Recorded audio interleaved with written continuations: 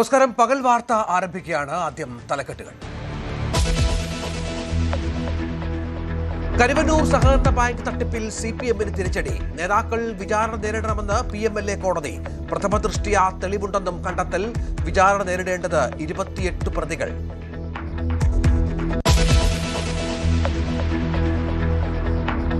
ഗൺമാന്മാരുടെ മർദ്ദനത്തിലെ മൊഴിയെടുപ്പിൽ നാടകീയ രംഗങ്ങൾ. ഉന്നത ഉദ്യോഗസ്ഥരുടെ നിർദ്ദേശം പാലിക്കുക മാത്രമാണ് ചെയ്തതെന്ന് പൊട്ടിക്കരഞ്ഞ് ഗ്രേഡ് SIമാർ. ഫയലുകൾ തിരുത്തിയത് ADGP അജിത് കുമാറിന്റെ നിർദ്ദേശപ്രകാരം. പുതിയ റിപ്പോർട്ട് സമർപ്പിച്ച SIT. പോലീസിന് ഭീഷണിയുമായി അർജുൻ ആയങ്കി. തിരുവനന്തപുരത്ത് ഗുണ്ട ആക്രമണം. മകനെയും അച്ഛനെയും റോഡിലിട്ട് തല്ലിച്ചതച്ചു. ആക്രമണം വാഹനത്തിന് സൈഡ് ചോദിച്ചതിന് പരാതിയുണ്ടോ എന്ന് അമ്മയെ വിളിച്ച് ചോദിച്ചു പോലീസ്. ഇപ്പോഴും വിളിച്ചപ്പോൾ എന്നോട് പറയുവാണ് പരാതിയുണ്ടോ. ഒന്ന് ആലോചിച്ച് നോക്കി, ഒരു കൊച്ചു കുട്ടി ഇത്രയും ഉപദ്രവിച്ചിട്ട് പരാതിയുണ്ടോ ഒന്ന് ആലോചിച്ച് നോക്കിയേ. ന്യൂസ് 18 വാർത്തയ്ക്ക് പിന്നാലെ നടപടിയുമായി പോലീസ്.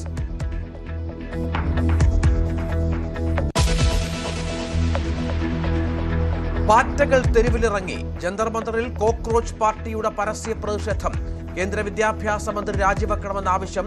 പാർട്ടി സ്ഥാപകൻ അഭിജിത് ദീപ് കെ ഡൽഹിയിൽ. രാജ്യതലസ്ഥാനം കനത്ത സുരക്ഷയിൽ.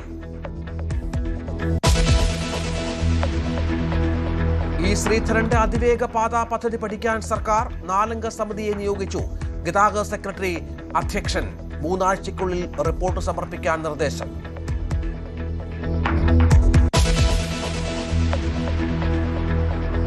പ്രതിപക്ഷ ഉപനേതൃസ്ഥാനത്തിൽ CPIക്ക് നിരാശപ്പെടേണ്ടി വന്നേക്കും. CPI കൈവിട്ട് CPIM കേന്ദ്ര നേതൃത്വവും. തീരുമാനം കേരള ഘടകം എടുക്കട്ടെ എന്ന് MA ബേബി. പ്രതികരണം പ്രശ്നത്തിൽ ഇടപെടണമെന്ന D രാജയുടെ ആവശ്യത്തിന് പിന്നാലെ.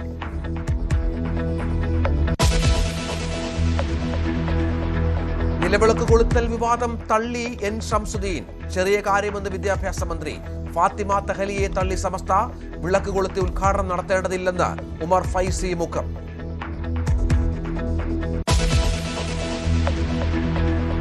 സംസ്ഥാനത്ത് കാലവർഷം കനക്കുന്നു. 5 വടക്കൻ ജില്ലകളിൽ റെഡ് അലേർട്ട്. മലയോര മേഖലകളിൽ ജാഗ്രതാ നിർദ്ദേശം. ശക്തമായ കാറ്റിനും മിന്നലിനും സാധ്യത.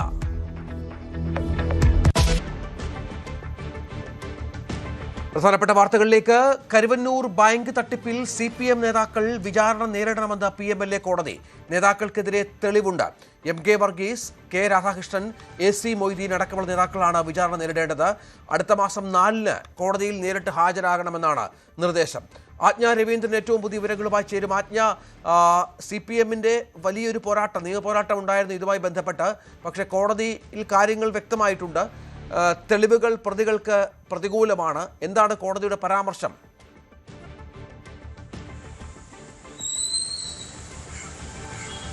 രഞ്ജിത്ത്, കരുവന്നൂർ സഹകരണ ബാങ്ക് തട്ടിപ്പുമായി ബന്ധപ്പെട്ട CPM ഉൾപ്പെടെ കേസിൽ പ്രതിയാണ്.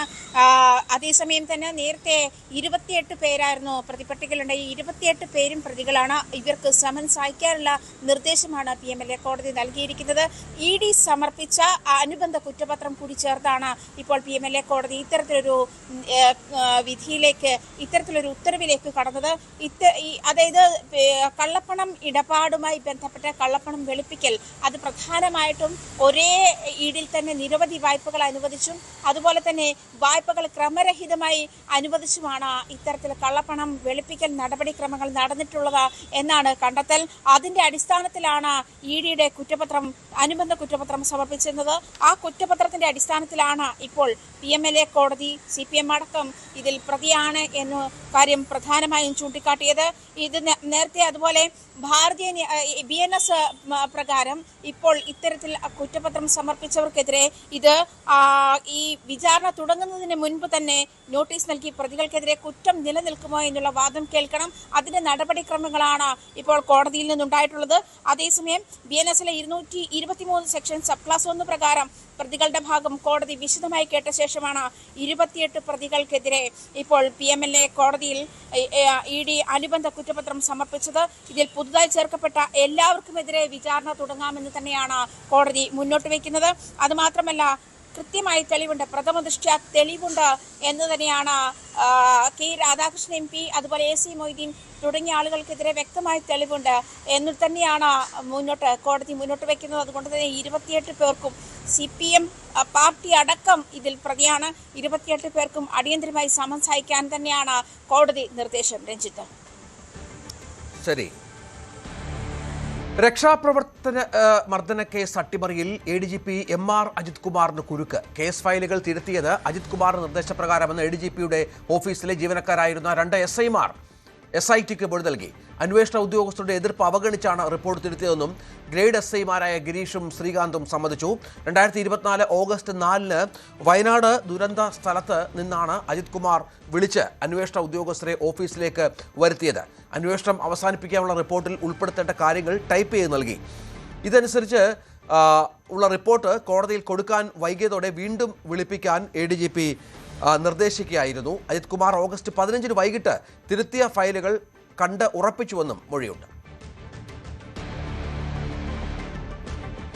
ജന്തർ മന്ദറിൽ കോക്രോച്ച് പാർട്ടിയുടെ പരസ്യ പ്രതിഷേധം തുടരുന്നു. കേന്ദ്ര വിദ്യാഭ്യാസ മന്ത്രി ധർമ്മേന്ദ്ര പ്രധാന്റെ രാജി ആവശ്യപ്പെട്ടാണ് പ്രതിഷേധം.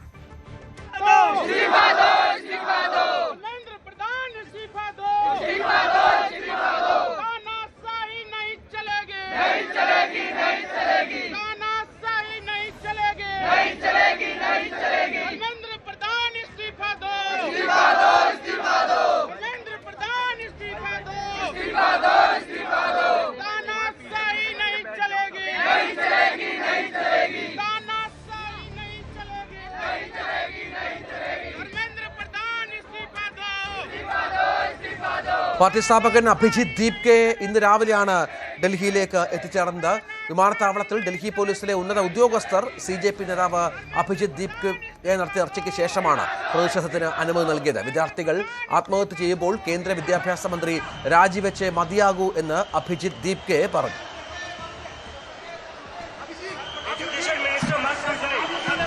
Education Minister must resign. 5 students have committed suicide.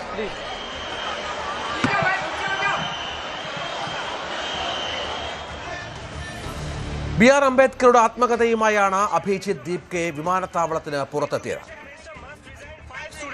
CJPയുടെ പ്രതിഷേധം കണക്കിലെടുത്ത് വലിയ സുരക്ഷാ വലയത്തിലാണ് ഇപ്പോൾ ഡൽഹി.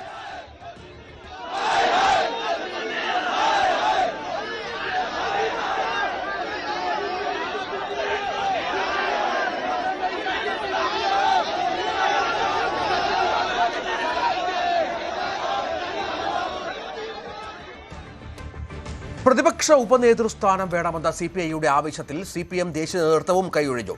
CPIയുടെ ആവശ്യം കേരളത്തിൽ തീരുമാനിക്കട്ടെ എന്ന് CPM general secretary MA baby പറഞ്ഞു. പ്രശ്നത്തിൽ ഇടപെടണമെന്ന് CPI ജനറൽ സെക്രട്ടറി ആവശ്യപ്പെട്ടപ്പോഴാണ് MA ബേബിയുടെ പ്രതികരണം.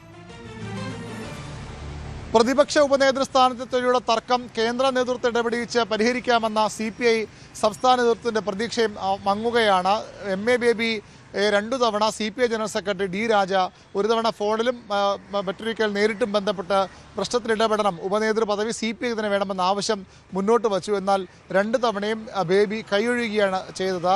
അത് കേരളത്തിൽ പരിഹരിക്കേണ്ട വിഷയമാണ്, ദേശീയ നേതൃത്വം ഇടപെടേണ്ട സാഹചര്യമില്ലെന്ന് പറഞ്ഞ് ബേബി കൈ കഴുകിയതോടുകൂടി ഈ പ്രശ്നം വീണ്ടും സങ്കീർണമാവുകയാണ്. മുന്നണി ബന്ധത്തെ വലിയ രീതിയിൽ ഇതിനകം തന്നെ ഉലച്ചിലുണ്ടാക്കിയ ഒരു വിഷയമാണ്. ഇടതുമുന്നണിയുടെ നിയമസഭാ കക്ഷി യോഗം ചേരാൻ കഴിഞ്ഞിട്ടില്ല. മാത്രമല്ല, കഴിഞ്ഞ ദിവസം വ്യാഴാഴ്ച CPI ആയിരുന്നു നിയമസഭയിൽ റൂൾ 50 നോട്ടീസ്, അടിയന്തര പ്രമേയ നോട്ടീസ് അവതരിപ്പിക്കേണ്ടത്. അതവർ ഏറ്റെടുത്തില്ല. അതുകൊണ്ട് തന്നെ അന്ന് റൂൾ 50 നോട്ടീസും ഉണ്ടായിരുന്നില്ല. അങ്ങനെ നിയമസഭാ നടപടിക്രമങ്ങളെ പോലും ബാധിക്കുന്ന, അവിടുത്തെ സഹകരണത്തെ പോലും ബാധിക്കുന്ന തരത്തിലേക്ക് പ്രശ്നം വഷളാവുകയാണ്, രൂക്ഷമാവുകയാണ്. ഒരു തരത്തിലും വിട്ടുവീഴ്ച വേണ്ടെന്നാണ് CPMന്റെ നിലപാട്. ഉപനേതാവ് പദവി CPMന് അർഹതപ്പെട്ടതാണ്, കീഴ്വഴക്കങ്ങൾ അങ്ങനെയാണ്, അതെന്തിനെ വിട്ടുകൊടുക്കണമെന്ന് CPM ചോദിക്കുന്നു. എന്നാൽ നിരന്തര അവഗണന, ഇത് ആർക്കും ഒരു നഷ്ടവുമില്ലാത്തൊരു പദവിയാണ് ഉപനേതൃ പദവി.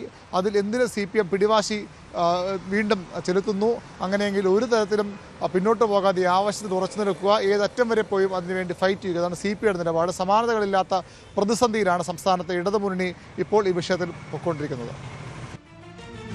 PM ശ്രീയിൽ പെട്ടെന്ന് തീരുമാനമെടുക്കാൻ കഴിയില്ലെന്ന് മന്ത്രി N ഷംസുദ്ദീൻ. കഴിഞ്ഞ സർക്കാരിന്റെ തുടർച്ചയാണ് പുതിയ സർക്കാർ. അടിയന്തരമായി തീരുമാനമെടുക്കേണ്ട സാഹചര്യമില്ല. കഴിഞ്ഞ സർക്കാർ ഒപ്പിട്ട് പണം വാങ്ങിയിട്ടുണ്ട്. സാമ്പത്തിക കാര്യങ്ങൾ ഉൾപ്പെടെയുള്ള റിപ്പോർട്ടുകൾ പരിശോധിച്ച് തീരുമാനമെടുക്കും. ഫണ്ടുകൾ നൽകുന്നതിൽ കേന്ദ്ര സർക്കാർ ഉപാധികൾ വെക്കാൻ പാടില്ലെന്നും വിദ്യാഭ്യാസ മന്ത്രി പറഞ്ഞു. റിപ്പോർട്ട് ലഭിച്ചിട്ടുണ്ട്. അത് ഞങ്ങളൊന്ന് ചർച്ച ചെയ്തതിന് ശേഷം അതുമായി ബന്ധപ്പെട്ട കാര്യങ്ങൾ പറയാൻ കഴിയുള്ളൂ. ഇതെല്ലാവർക്കും അറിയുന്നതാണല്ലോ. PM ശ്രീയുമായി ബന്ധപ്പെട്ട് വിവിധ പാർട്ടികളുടെയും മുന്നണികളുടെയൊക്കെ നിലപാട് സുവ്യക്തമാണ്. പക്ഷെ ഗവൺമെൻറ് എന്ന് പറയുന്നത് ഒരു കണ്ടിന്യൂയിങ് എൻറ്റിറ്റിയാണ്. ഒരു ഗവൺമെൻറ്റിൻ്റെ തുടർച്ചയാണ് വരുന്ന ഗവൺമെൻറ്, അല്ലെങ്കിൽ ഇപ്പോൾ വന്നിട്ടുള്ള പുതിയ ഗവൺമെൻറ്. അപ്പോൾ കഴിഞ്ഞ ഗവൺമെൻറ് PM ശ്രീ കേന്ദ്ര ഗവൺമെൻറ്റുമായി MOU ഒപ്പിട്ടിട്ടുണ്ട്. അതൊരു യാഥാർത്ഥ്യമാണ്. അപ്പോൾ ആ ഒപ്പിട്ട സാഹചര്യത്തിൽ ഒപ്പിട്ടു, അതിനനുസൃതമായി ചില ഫണ്ടുകൾ റിലീസ് ചെയ്തു. പിന്നെ ഇവിടെ ഉണ്ടായ ചില രാഷ്ട്രീയ വിവാദങ്ങളെ തുടർന്ന് അവർക്കിടയിലുണ്ടായ പ്രശ്നങ്ങൾ കാരണമൊക്കെ അവരത് തൽക്കാലം നിർത്തിവെക്കണം എന്നേ പറഞ്ഞിട്ടുള്ളൂ. അപ്പോൾ അങ്ങനെയുള്ളൊരു സാഹചര്യത്തിൽ അതിൻ്റെ വിവിധ വശങ്ങളാണ് റിപ്പോർട്ടിൽ പറയാം. അത് തുടർന്നാലുള്ളത്, തുടരാൻ പറ്റുമോ, ഇത്തരം കാര്യങ്ങളാണ് റിപ്പോർട്ടിൽ പറയാം. റിപ്പോർട്ട് ലഭിച്ചിട്ടുണ്ട് എന്നുള്ളത് വസ്തുതയാണ്. റിപ്പോർട്ട് ചോദിച്ചിരുന്നു എന്നുള്ള കാര്യം ഞാൻ ആദ്യം നിങ്ങളോട് പറഞ്ഞു. ഇപ്പോൾ റിപ്പോർട്ട് കിട്ടിയിട്ടുണ്ട്. പക്ഷേ അത് ഇനിയൊരു ചർച്ചയ്ക്ക് ശേഷമാണ് അതിലുള്ള തുടർ നടപടികളെക്കുറിച്ച് പറയാൻ സാധിക്കും. അതിവേഗ റെയിലിനായി ശ്രീധരൻ സമർപ്പിച്ച ബദൽ പദ്ധതി പഠിക്കാൻ വിദഗ്ധ സമിതിയെ നിയോഗിച്ചു. സർക്കാർ ഇത്തരം തീരുമാനത്തിലേക്ക് കടന്നു. ഗതാഗത സെക്രട്ടറി അധ്യക്ഷനായ 4 അംഗ സമിതിയാണ് വിഷയം പഠിക്കുക. 3 ആഴ്ചയ്ക്കുള്ളിൽ റിപ്പോർട്ട് സമർപ്പിക്കണം. J Vinayan, doctor C Veeramani, Sreedharan Radhakrishnan എന്നിവരാണ് സമിതി അംഗങ്ങൾ. മുഖ്യമന്ത്രിയുടെ officer on special duty NSK Umesh IASഉം ഇതിന് മേൽനോട്ടം വഹിക്കും. സാങ്കേതിക, സാമ്പത്തിക, പാരിസ്ഥിതിക വിഷയങ്ങളാണ് സമിതി പരിശോധിക്കുക. പദ്ധതി നടപ്പാക്കുന്നതിലൂടെ സംസ്ഥാനത്തിന് എത്രത്തോളം നേട്ടമുണ്ടാകുമെന്നും സംഘം പരിശോധിക്കും. തിരികെടാതെ നിലവിളക്ക് വിവാദം. ആരാധന എന്ന രീതിയിൽ നിലവിളക്ക് കൊളുത്തുന്നത് മുസ്ലിങ്ങൾക്ക് യോജിച്ചതല്ലെന്ന് പരസ്യമാക്കി ഫാത്തിമ തെഹലിയ MLA തള്ളി ഉമർ ഫൈസി മുക്കം. പൊതുവേദിയിൽ വിളക്ക് കൊളുത്തി ഉദ്ഘാടനം നടത്തേണ്ടതില്ലെന്നാണ് പ്രതികരണം. ചെറിയ കാര്യങ്ങളൊന്നും വിവാദമാക്കേണ്ടെന്നായിരുന്നു വിദ്യാഭ്യാസ മന്ത്രി N ഷംസുദ്ദീന്റെ പ്രതികരണം. ഫാത്തിമ തെഹലിയോട് ചോദിക്കുമെന്നായിരുന്നു മന്ത്രി T സിദ്ദിഖിന്റെ മറുപടി. വെളിച്ചത്തിൻ്റെ ഉറവിടം എന്നതിനപ്പുറം പൊതുചടങ്ങുകളിൽ നിലവിളക്ക് കൊളുത്തേണ്ടതില്ല എന്ന സമസ്ത മുഷാവറയുടെ നിലപാട് പുറത്തു വന്നതിന് പിന്നാലെയാണ് ഫാത്തിമ തെഹലിയ പേരാമ്പ്രയിലെ ചടങ്ങിൽ നിലവിളക്ക് കൊളുത്തിയതിനെ വിമർശിച്ചുകൊണ്ട് മുഷാവറ അംഗം ഉമർ ഫൈസി രംഗത്തെത്തിയിരിക്കുന്നത്. മുസ്ലിങ്ങളായ ആളുകൾ ഇത്തരത്തിൽ ഏകാരാധനയിൽ വിശ്വസിക്കുന്നവരാണ്, ഏകദൈവത്തിൽ വിശ്വസിക്കുന്നവരാണ്. അവർ ഈ നിലവിളക്ക് കൊളുത്തുക എന്ന ചടങ്ങ് തന്നെ സംഘടിപ്പിച്ചിരിക്കുന്നത് ആചാരപരമായാണ്. അതുകൊണ്ട് ഈ നിലവിളക്ക് കൊളുത്തിയല്ലാതെ മറ്റ് മാർഗങ്ങളിലൂടെ ഉദ്ഘാടനം നിർവഹിക്കാൻ ശ്രദ്ധ പതിപ്പിക്കണമെന്നും ഉമർ ഫൈസി ആവശ്യപ്പെട്ടു. ആരാധനയുടെ അർത്ഥം നൽകുന്ന മേഖലകളിലും അതുമായി ബന്ധപ്പെടാനും പാടില്ല എന്നതാണ് ദീപത്തെ വിളക്കിനെ സംബന്ധിച്ചിടത്തോളം നമുക്ക് പറയാനുള്ളത്. അതൊരു പൊതു വിഷയം അങ്ങനെയാണ്. ഒരു പ്രത്യേക ഒരു സ്ത്രീയോ അല്ലെങ്കിൽ MLAയോ ഒന്നും കത്തിച്ചതിനെ സംബന്ധിച്ച് മാത്രം പറയേണ്ട ഒരു വിഷയമല്ല ഇത്. ആർക്കും വിളക്ക് കത്തിക്കാം, കത്തിക്കാതിരിക്കുകയും ചെയ്യാം. ആരാധനയുടെ ഭാഗം എന്ന നിലക്കുള്ള വിശ്വാസത്തോടു കൂടിയാണെങ്കിൽ ഇത് തെറ്റാണ് എന്നുള്ളതാണ്. വിഷയത്തിൽ കാര്യമായ പ്രതികരണങ്ങൾ നടത്താൻ മറ്റ് മുസ്ലിം വിശ്വാസികളായ മന്ത്രിമാർ തയ്യാറായില്ല എന്നതാണ് ഏറെ ശ്രദ്ധേയമായ കാര്യം. ഇക്കാര്യത്തിൽ N ഷംസുദ്ദീൻ വിദ്യാഭ്യാസ മന്ത്രിയും കൃഷിമന്ത്രി T സിദ്ദിഖും കാര്യമായ പ്രതികരണങ്ങൾ നടത്തിയിട്ടില്ല. അത്തരം ചെറിയ കാര്യങ്ങളൊന്നും ഇപ്പോൾ നമ്മളിവിടെ ചർച്ച ചെയ്ത് അങ്ങനെ അതൊക്കെ അത് കാലങ്ങളായിട്ട് നടന്നു പോകുന്ന പോലെ അതൊക്കെ പോകും. അല്ല, അത് സംബന്ധിച്ചൊരു ചർച്ചയല്ലല്ലോ ഇപ്പോൾ ഇവിടെ. ഞങ്ങളിപ്പോൾ കൃഷി വകുപ്പിൻ്റെ ഒത്തിരി നല്ല നല്ല കാര്യങ്ങൾ നമ്മൾ സംസാരിച്ചു. ആ കൃഷി വകുപ്പിൻ്റെ ഒത്തിരി നല്ല കാര്യങ്ങളുമായിട്ട് നമുക്ക് പോവാം. വിവാദങ്ങളിലേക്കൊന്നും കടക്കാൻ ആഗ്രഹിക്കുന്നില്ല, ഒരു അപശബ്ദത്തിലേക്കും ഞങ്ങൾ പോകാൻ ആഗ്രഹിക്കുന്നില്ല. ഇപ്പം അതൊന്നും പ്രസക്തമായിട്ടുള്ളൊരു സബ്ജക്റ്റ് അല്ല. പേരാമ്പ്രയിലെ ചടങ്ങിൽ ഫാത്തിമ തെഹലിയ വിളക്ക് കൊളുത്തിയതുമായി ബന്ധപ്പെട്ടാണ് വിവാദം വീണ്ടും സജീവമായി ചർച്ച ചെയ്യുന്നതെങ്കിലും ഇക്കാര്യത്തിൽ ഫാത്തിമ തെഹലിയ തൻ്റെ നിലപാട് വ്യക്തമാക്കിയിട്ടില്ല. ഇക്കാര്യത്തിൽ അഭിപ്രായം പറയാനില്ല എന്നാണ് ഫാത്തിമ തെഹലിയ വ്യക്തമാക്കിയിരിക്കുന്നത്. കൂടുതൽ മുസ്ലിം മന്ത്രിമാർ അല്ലെങ്കിൽ മുസ്ലിം ജനപ്രതിനിധികളും ചടങ്ങുകളിൽ ഇത്തരത്തിൽ നിലവിളക്ക് കൊളുത്തി ഉദ്ഘാടനം നടത്തേണ്ടതില്ല എന്ന് തന്നെയാണ് സമസ്തയുടെ മുൻ നിലപാട്. ഇക്കാര്യത്തിൽ കൂടുതൽ ശ്രദ്ധ നേതാക്കളുടെ ഭാഗത്തുനിന്നും ഉണ്ടാവുകയും വേണമെന്നാണ് സമസ്ത ആവശ്യപ്പെടുന്നത്. ഇക്കാര്യം വലിയ ചർച്ചയായി സമൂഹത്തിൽ ഉയർന്നു വരികയും ചെയ്യുന്നുണ്ട്. മന്ത്രി ബിന്ദു കൃഷ്ണയുടെ പേഴ്സണൽ സ്റ്റാഫ് അംഗം ശരത് ചന്ദ്രൻ BJP പ്രവർത്തകനാണെന്ന വിവാദം നിഷേധിച്ച് കോൺഗ്രസ് പ്രാദേശിക നേതൃത്വം. ശരത് ചന്ദ്രന് BJP ബന്ധമുണ്ടെന്ന് കാട്ടി നേരത്തെ ചിലർ രംഗത്ത് വന്നിരുന്നു. എന്നാൽ പരിശോധനയിൽ ഇത് തെറ്റാണെന്ന് തെളിഞ്ഞതായി വെമ്പായം ബ്ലോക്ക് കോൺഗ്രസ് കമ്മിറ്റി വ്യക്തമാക്കി. ശരത് ചന്ദ്രൻ സെക്രട്ടേറിയറ്റ് അസോസിയേഷനിലെ സജീവ അംഗമായിരുന്നു. കോൺഗ്രസ് കുടുംബം ആണെന്നും കണ്ടെത്തിയതായിട്ടാണ് വിശദീകരണം. കൊട്ടിയൂർ ക്ഷേത്രത്തിനെതിരെ ആസൂത്രിത ഗൂഢാലോചന നടക്കുന്നതായി ആരോപണം. ബാവലികെട്ട് എന്ന പേരിൽ ഇല്ലാത്ത ആചാരമുണ്ടെന്ന് വരുത്തി തീർക്കാനാണ് ശ്രമം. ആചാരങ്ങളിൽ അവകാശമുന്നയിച്ച് മുസ്ലിം കുടുംബം ബാവലി പുഴയിലിറങ്ങി കല്ലിട്ടു. കർണാടക സർക്കാരിൽ ക്യാബിനറ്റ് പദവിയുള്ള ഷാഹിദ് തെക്കിലിന്റെ നേതൃത്വത്തിൽ മുസ്ലിം കുടുംബത്തിന് പാരമ്പര്യ അവകാശമുണ്ടെന്ന് വരുത്തി തീർക്കാൻ നീക്കം നടക്കുന്നതായും ആരോപണമുണ്ട്. സംഭവത്തിൽ നിയമ നടപടിക്കൊരുങ്ങുകയാണ് ദേവസ്വം ബോർഡ്. വൈശാഖ മഹോത്സവം ആരംഭിക്കുന്നതിന് തൊട്ടുമുൻപാണ് കർണാടകയിൽ ക്യാബിനറ്റ് പദവിയുള്ള ഷാഹിദ് തെക്കിൽ കർണാടക പോലീസ് അകമ്പടിയോടെ ഏതാനും ആളുകളോടൊപ്പം കൊട്ടിയൂർ ക്ഷേത്രത്തിലെത്തിയത്.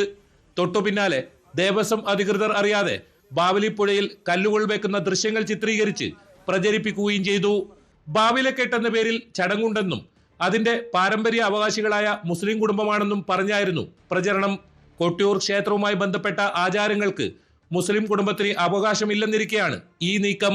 വ്യാജ പ്രചരണത്തിനെതിരെ രൂക്ഷ വിമർശനവുമായി ദേവസ്വം അധികൃതരും രംഗത്തെത്തി. ആചാര ലംഘനങ്ങളെയും കടന്നുകയറ്റത്തെയും ശക്തമായി എതിർക്കുമെന്ന് കൊട്ടിയൂർ ദേവസ്വം അധികൃതർ വ്യക്തമാക്കി. ചിലർ ബോധപൂർവമായ പ്രശ്നങ്ങൾ ഉണ്ടാക്കാൻ ശ്രമിക്കുന്നതായും ദേവസ്വം കുറ്റപ്പെടുത്തി. അടിസ്ഥാനരഹിതമായ പ്രചരണം നടത്തുന്നവർക്കെതിരെ നിയമ നടപടി സ്വീകരിക്കുമെന്നും കൊട്ടിയൂർ ദേവസ്വം വ്യക്തമാക്കി. ശബരിമലയിൽ വാവര് പള്ളിയുള്ളതുപോലെ കൊട്ടിയൂർ അമ്പലത്തിൽ വാവലിക്കെട്ട് ചടങ്ങുണ്ട് എന്ന് ഉള്ള രീതിയിലുള്ള വ്യാഖ്യാനം വരുത്തുന്നതിന് വേണ്ടിയിട്ടുള്ള ബോധപൂർവമായ ശ്രമമാണ് ഇവിടെ നടന്നുകൊണ്ടിരിക്കുന്നത്. ഇത് ഒരു കാരണവശാലും ദേവസ്വത്തിന് അംഗീകരിക്കാൻ വേണ്ടി പറ്റുന്നതല്ല. ഇത് ദേവസ്വത്തിൻ്റെ നിലപാടല്ല. ഇതിനു വേണ്ടി കമ്മ്യൂണലായിട്ടുള്ള ഒരു വലിയൊരു പ്രശ്നം ഉണ്ടാക്കി തീർക്കാൻ വേണ്ടിയിട്ടുള്ള ഒരു ബോധപൂർവമായ ശ്രമം നടത്തിയത് ഈ നാട്ടിലെ നല്ലവരായ മുസ്ലിങ്ങളുമല്ല, അത് കർണാടകത്തിൽ നിന്ന് വന്ന ഒരു വ്യക്തിയാണ് എന്നാണ് നമുക്ക് മനസ്സിലായിട്ടുള്ളത്. അതിനെതിരെ ശക്തമായ പ്രതിഷേധമാണ് ദേവസ്വത്തിൻ്റെ ഭാഗത്തുനിന്ന് അറിയിക്കുന്നത്. ക്ഷേത്രത്തിനെതിരെയുള്ള വ്യാജ പ്രചരണത്തിനെതിരെ ഹൈന്ദവ സംഘടനകളും രംഗത്തെത്തിയിട്ടുണ്ട്.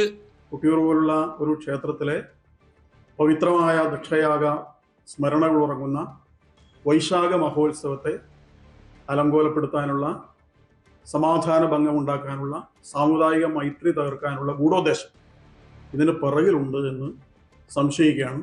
കഴിഞ്ഞ തീർത്ഥാടന കാലം മുതലാണ് കർണാടകയിൽ നിന്നുള്ള ഭക്തർ ധാരാളമായി കൊട്ടിയൂരിലേക്ക് എത്തിത്തുടങ്ങിയത്. ഇത്തവണയും അതിന് വ്യത്യാസമില്ല. ഈ സമയത്താണ് കർണാടകയിൽ നിന്നുള്ള ഷാഹിദ് പാരമ്പര്യ അവകാശമുണ്ടെന്ന് പറഞ്ഞ് രംഗത്ത് വന്നത്. ഇതിന് ഗൂഢനീക്കമുണ്ടെന്ന ആരോപണമാണ് ഉയരുന്നത്. ന്യൂസ് 18 കണ്ണൂർ. തലസ്ഥാനത്ത് വീണ്ടും ഗുണ്ടാ ആക്രമണം. മകനെയും അച്ഛനെയും നടു റോഡിൽ തല്ലിച്ചതച്ചു. +2 വിദ്യാർത്ഥിയെ നിലത്തിട്ട് ഗുണ്ടാ സംഘം ചവിട്ടി. BSNL ഉദ്യോഗസ്ഥൻ രാജേഷിനും മകൻ അഭിനവിനുമാണ് മർദ്ദനമേറ്റത്. തകരപ്പറമ്പ് കുട്ടനെന്ന ഗുണ്ടയുടെ നേതൃത്വത്തിലാണ് ആക്രമണം. കുട്ടന്റെ വാഹനം മാറ്റാൻ ഹോൺ മുഴക്കിയതിനാണ് മർദ്ദനം ഉണ്ടായത്. ഇന്നലെ രാത്രി കൈതമുക്കിന് സമീപമാണ് അച്ഛനെയും മകനെയും ഗുണ്ടാ സംഘം ആക്രമിച്ചത്. മകനെ +2 വിദ്യാർത്ഥിയായ മകനെ ട്യൂഷന് കൊണ്ടുപോയി മടങ്ങി വരും വഴിയാണ് ഈ ആക്രമണം ഉണ്ടായത്. ഒരു വാഹനങ്ങൾ നിർത്തിയിട്ടിരുന്നുണ്ട്, കാറുകൾ നിർത്തിയിട്ടിരുന്നു. അത് മാറ്റാനായി ബൈക്കിൽ വന്ന രാജേഷ്, BSNL ജീവനക്കാരനാണ് രാജേഷ് ഹോൺ അടിച്ചതാണ് പ്രകോപനത്തിന് കാരണം. 2 കാറുകൾ ബ്ലോക്ക് ചെയ്ത് നിൽക്കുകയായിരുന്നു. അപ്പോൾ ഞാൻ ഹോൺ അടിച്ചിട്ടൊന്ന് മാറി തരാൻ പറഞ്ഞിട്ട് അവർ മൈൻഡ് ചെയ്യാതെ നിന്ന്, അല്ല നമ്മൾ ബൈക്കിലായിരുന്നു, പിന്നെ ഹോൺ അടിച്ചിട്ടൊന്ന് മാറ്റി തരുമെന്ന് ചോദിച്ചപ്പോഴത്തേക്ക് അയാൾ ഓടിക്കൊണ്ട് വന്നിട്ട് എന്താടാ എൻ്റെ ഫ്രണ്ടുമായിട്ട് വർത്തമാനം പറഞ്ഞുകൊണ്ടിരിക്കണമെന്ന് പറഞ്ഞാടാന്ന് പറഞ്ഞിട്ട് എന്നെ മൃഗമായിട്ട് ഇടിച്ച്, അതായത് എൻ്റെ ബാക്കിൽ ഇടിച്ച് എന്നെ ഭയങ്കരമായിട്ട് ഇടിച്ചപ്പോൾ എൻ്റെ തല കറങ്ങി ഞാൻ വീണ. മോന് അവരെടുത്തിട്ട് ചവിട്ടി തറയിട്ട് അവൻ്റെ നെറ്റിയിലൊക്കെ എടുത്തിട്ട് ചവിട്ടുന്നത് കണ്ടത്. അപ്പോൾ ആൾക്കാർ ഓടി വരുന്നത് കണ്ട് ഇവർ ഇടിച്ച അയാൾ ഓടയും, മറ്റേ ഈ തകരപ്പറമ്പ് കൂട്ടെന്ന് പറഞ്ഞാൽ ആ ഗുണ്ട അവിടെ നിന്ന് ഷോ കാണിച്ച് അതുവഴി ശ്രീകണ്ഠേശ്വരം കോവിൽ വഴി നടന്നു പോകരുത്. അച്ഛനെ മർദ്ദിക്കുന്നത് കണ്ട് ബൈക്കിൽ നിന്നിറങ്ങിയ മകൻ അഭിനവിനെയും +2 വിദ്യാർത്ഥിയാണ്, അഭിനവിനെയും അതിക്രൂരമായാണ് ഗുണ്ടാസംഘം മർദ്ദിച്ചത്. അഭിനവിനെ നിലത്ത് ഇട്ട് ചവിട്ടുകയായിരുന്നു ഈ ഗുണ്ടാസംഘം ചെയ്തത്. നാട്ടുകാർ ഓടിക്കൂടിയതിനെ തുടർന്ന് ഇവർ അവിടെ നിന്ന് പിന്നീട് പോവുകയായിരുന്നു. എന്നെ അങ്ങനെ ഒന്നും പറയാതെ അടിച്ച് 2 പേരും വേഗം ചാടി വന്ന് ഇവിടെ വണ്ടി കൂട്ടുകാരനെ സംസാരിക്കണമെന്ന് കണ്ടുവിടണമെന്ന് പറഞ്ഞാൽ അച്ഛനെ വണ്ടിയിൽ നിന്ന് ചവിട്ടിയിട്ടപ്പോൾ ഞാൻ ഇറങ്ങി. അപ്പോഴത്തേക്ക് വേഗം എന്നെ ആക്രമിക്കാൻ തുടങ്ങി. 2 പേരും കൂടെ ചേർത്ത് എൻ്റെ ഒരാൾ കൈ പിടിച്ച് വെച്ചിട്ട് മറ്റേ മോന്തക്കിട്ട് ചവിട്ടുമായിരുന്നു.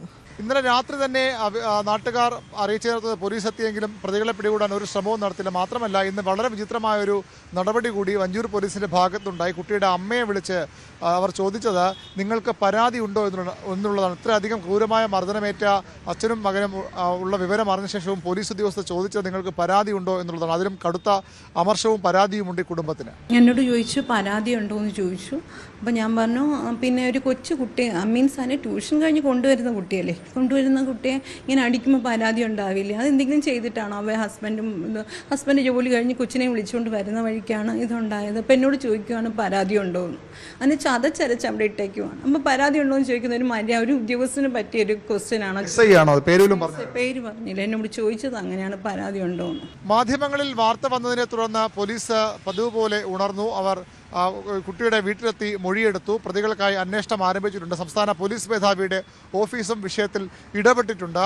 ഈ പ്രതികൾ ഒരാൾ കുട്ടൻ, തകരപ്പുറം കുട്ടൻ എന്ന കുട്ടൻ നേരത്തെ നിരവധി ക്രിമിനൽ കേസുകളിലെ പ്രതിയാണ്. അയാൾക്ക് വേണ്ടിയുള്ള അന്വേഷണം പോലീസ് ആരംഭിച്ചു. അയാളുടെ കൂട്ടാളിയും തിരിച്ചറിഞ്ഞിട്ടുണ്ട് എന്നാണ് പോലീസ് ഉദ്യോഗസ്ഥർ പറയുന്നത്. രണ്ടുപേരും അടുത്ത ക്രിമിനൽ പശ്ചാത്തലമുള്ളവരാണ്. കഴിഞ്ഞ കുറേ നാളുകളെ വലിയ കേസുകളിൽ നിന്ന് ഉൾപ്പെട്ടിട്ടില്ലെങ്കിലും രണ്ടുപേരും നിരവധി കേസുകളിൽ പ്രതികളാണ്. സ്ഥിരം ക്രിമിനൽ പശ്ചാത്തലമുള്ളവരാണ്. അവരുടെ കാറും ഇതിനകം തന്നെ തിരിച്ചറിഞ്ഞിട്ടുണ്ട്. അവരുടെ CCTV ദൃശ്യങ്ങളുമൊക്കെ പുറത്തു വന്നിട്ടുമുണ്ട്. കൊണ്ടോട്ടിയിൽ ടെമ്പോ ട്രാവലറും ടിപ്പർ ലോറിയും കൂട്ടിയിടിച്ചുണ്ടായ അപകടത്തിൽ 2 മരണം. പാലക്കാട് വടവന്നൂർ സ്വദേശി രാജേഷ്, മൂർക്കശം കുന്ന് വായനശാല സ്വദേശി രമണി എന്നിവരാണ് മരിച്ചത്. 13 പേരാണ് കോഴിക്കോട് മെഡിക്കൽ കോളേജിൽ ചികിത്സയിലുള്ളത്. മൃതദേഹങ്ങൾ പോസ്റ്റ്മോർട്ടത്തിന് ശേഷം ബന്ധുക്കൾക്ക് വിട്ടു നൽകും. പാലക്കാട് കൊല്ലംകോട്. എത്ര പേരുണ്ടായിരുന്നു? ഞങ്ങൾ 30. സംഭവിച്ച് ഞങ്ങൾ സംസാരിച്ചിട്ട് പാട്ടും വെച്ചിട്ടാണ് വന്നത്. എന്താ സംഭവം? ഒരു വെളിച്ചം മാത്രം അങ്ങനെ മുഖത്ത് അടിച്ചു. അതാ ഓർമ്മയുള്ളൂ. പിന്നെ നമുക്ക് പിന്നെ ഓർമ്മയില്ല. ഉറങ്ങില്ല, ആരും ഉറങ്ങിയിട്ടില്ല. ചതിയില്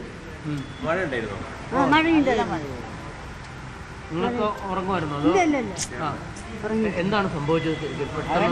പെട്ടെന്ന് ഒരു ശബ്ദം കേട്ടോ. ലോറിന്റെ വെളിച്ചം ഈ വണ്ടിക്ക് ഇങ്ങനെ അടിച്ചപ്പോൾ എല്ലാവരും ഇതെന്താ ഈ വെളിച്ചം പറഞ്ഞിട്ട് ഇങ്ങനെ നോക്കി. പിന്നെ ചെത്തുവാ കേട്ടത്. പേടിക്കില്ല. പിന്നെ എന്ന് പറഞ്ഞ് അടിച്ചിട്ട് ഈ സാധനം മുഴുവൻ അങ്ങനെ തലയിലൊക്കെ വീഴുമ്പോൾ പിന്നെ പേടിച്ചിട്ട് വണ്ടി മറിഞ്ഞോ? വണ്ടി മറിഞ്ഞതല്ല, ഇങ്ങനെ തിരിച്ചിട്ട് ആ സാധനങ്ങൾ മേലെ പോയി. ഡ്രൈവറിൻ്റെ മേലെ വീണ്. ഡ്രൈവറിനെയും കാണാനില്ല, ഞങ്ങളുടെ കൂടെയുള്ള ഒരു പെൺകുട്ടിനെയും കാണാനില്ല.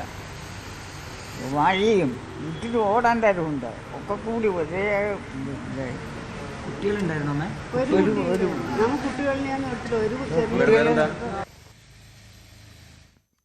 പോലീസിന് നേരെ ഭീഷണിയുമായി അർജുൻ ആയങ്കി. കോതമംഗലം CIയെ വെറുതെ വിടില്ല, കായികമായി നേരിടും, സമാധാനത്തോടെ പെൻഷൻ വാങ്ങി ജീവിക്കാൻ അനുവദിക്കില്ലെന്നും ഫേസ്ബുക്ക് പോസ്റ്റിലൂടെ ഇയാളുടെ ഭീഷണി. വിവാഹ ചടങ്ങിൽ പങ്കെടുക്കാനെത്തിയ പുന്നേക്കാടുള്ള ഒരു റിസോർട്ടിൽ വെച്ചായിരുന്നു അർജുൻ ആയങ്കയെയും സുഹൃത്തുക്കളെയും അതോടൊപ്പം തന്നെ മരട് അനീഷിന്റെ സുഹൃത്തുക്കളെയും ഒക്കെ പോലീസ് അന്ന് പിടികൂടിയത്. പിന്നീട് ഇവരുടെ കാറടക്കം കസ്റ്റഡിയിലെടുത്തു. ഇവരെ റിമാൻഡ് ചെയ്യുന്ന സാഹചര്യത്തിലേക്ക് പോലും കാര്യങ്ങൾ കടന്നു. അതിന് പിന്നാലെയാണ് ഇപ്പോൾ അർജുൻ ആയങ്കി കോതമംഗലം സബ് ഇൻസ്പെക്ടറെ ഭീഷണിപ്പെടുത്തിക്കൊണ്ടുള്ള ഒരു കുറിപ്പുമായി രംഗത്തെത്തിയിരിക്കുന്നത്. ആ കുറിപ്പിന്റെ തുടക്കത്തിൽ പോലീസ് ഉദ്യോഗസ്ഥരെ വളരെ വലിയ രീതിയിൽ അധിക്ഷേപിച്ചുകൊണ്ടുള്ളതും വളരെ മോശമായിട്ടുള്ള ഭാഷയിലുള്ള പരാമർശങ്ങളാണ് നടത്തിയിരിക്കുന്നത്. അതിന് പിന്നാലെ അന്ന് പോലീസ് പിടികൂടിയ ആളുകളുടെ ജീവിത സാഹചര്യം വിവരിച്ചുകൊണ്ടുള്ള ഒരു വൈകാരികമായ ഒരു കുറിപ്പ് കൂടി അർജുൻ ആയങ്കി അതിൽ ഇട്ടിട്ടുണ്ട്. അതിന് തൊട്ട് പിന്നാലെയാണ് ഇത്തരത്തിലൊരു പോലീസ് ഉദ്യോഗസ്ഥരെ ഭീഷണിപ്പെടുത്തിയിരിക്കുന്നത്. പെൻഷൻ വാങ്ങി ജീവിക്കാൻ അനുവദിക്കില്ലെന്നും ജീവിതം താറുമാറാക്കിയ നിന്നോട് യുദ്ധം പ്രഖ്യാപിച്ചിരിക്കുകയാണെന്നും കുറിപ്പിലുണ്ട്. ഞങ്ങൾ അനുഭവിച്ച ഈ നിയമവിരുദ്ധ അധികാര ദുർവിനിയോഗ പ്രതികാര നടപടി ഇനിയൊരാൾക്കും നേരിടേണ്ടി വരരുത്.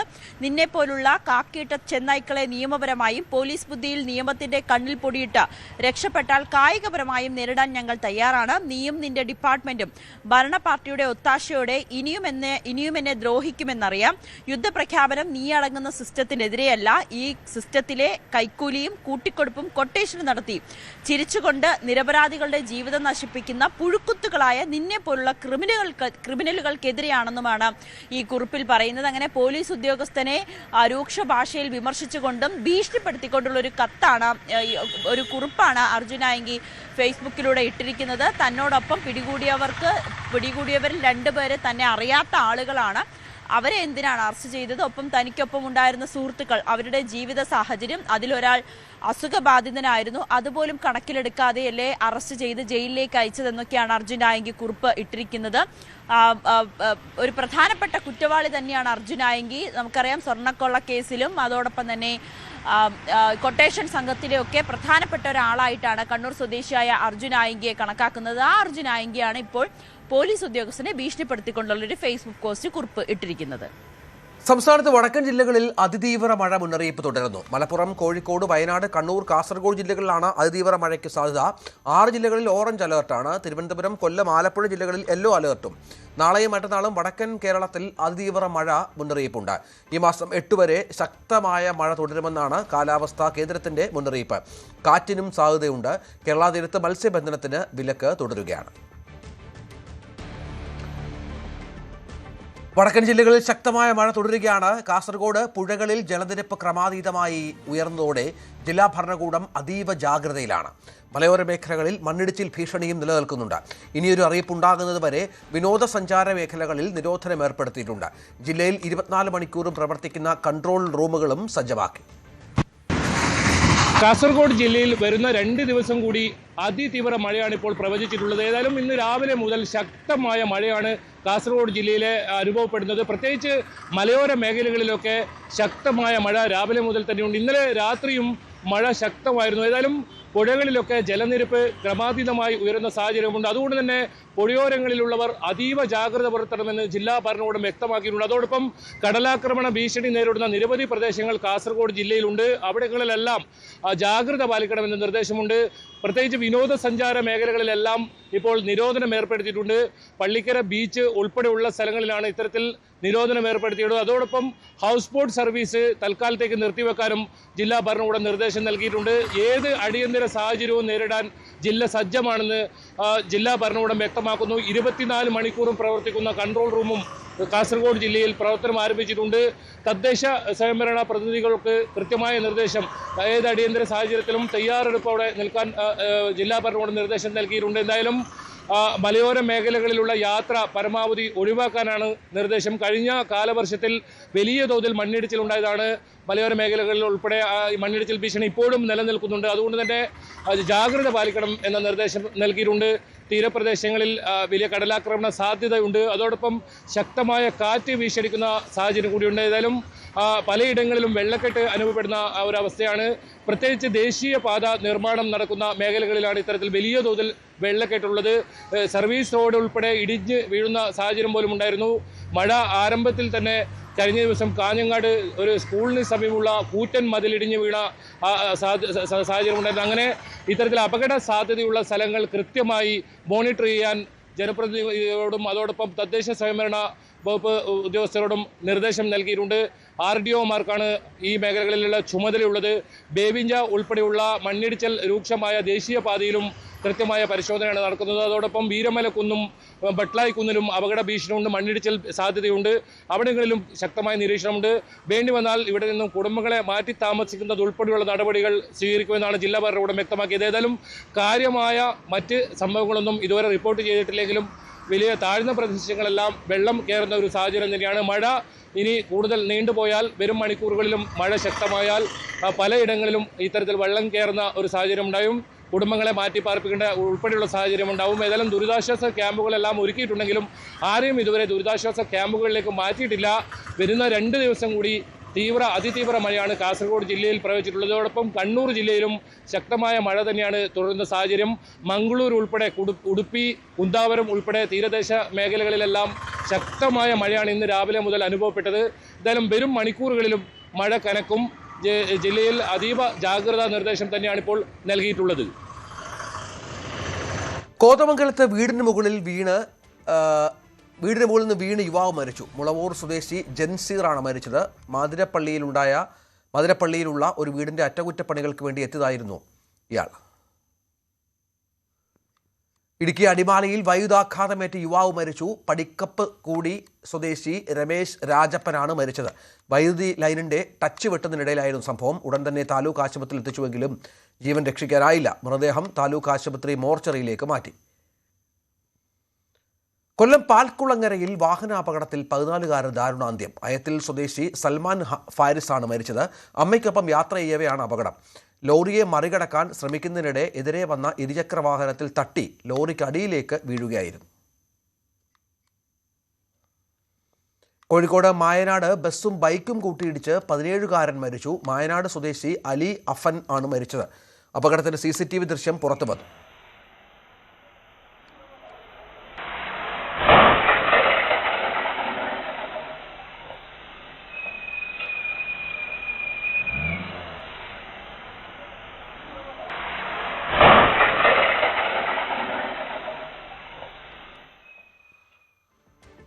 ഓടിക്കൊണ്ടിരിക്കെ സ്കൂൾ ബസിന്റെ ഡോർ അടർന്നു വീണ സംഭവത്തിൽ ബസ്സിന് ഫിറ്റ്നസ് ഇല്ലെന്ന് മോട്ടോർ വാഹന വകുപ്പിന്റെ കണ്ടെത്തൽ. സംഭവത്തിന് ശേഷം ബസ് ഒളിപ്പിക്കാൻ ശ്രമിച്ചു. GPS ഉപയോഗിച്ചാണ് ബസ് കസ്റ്റഡിയിൽ എടുത്തത്.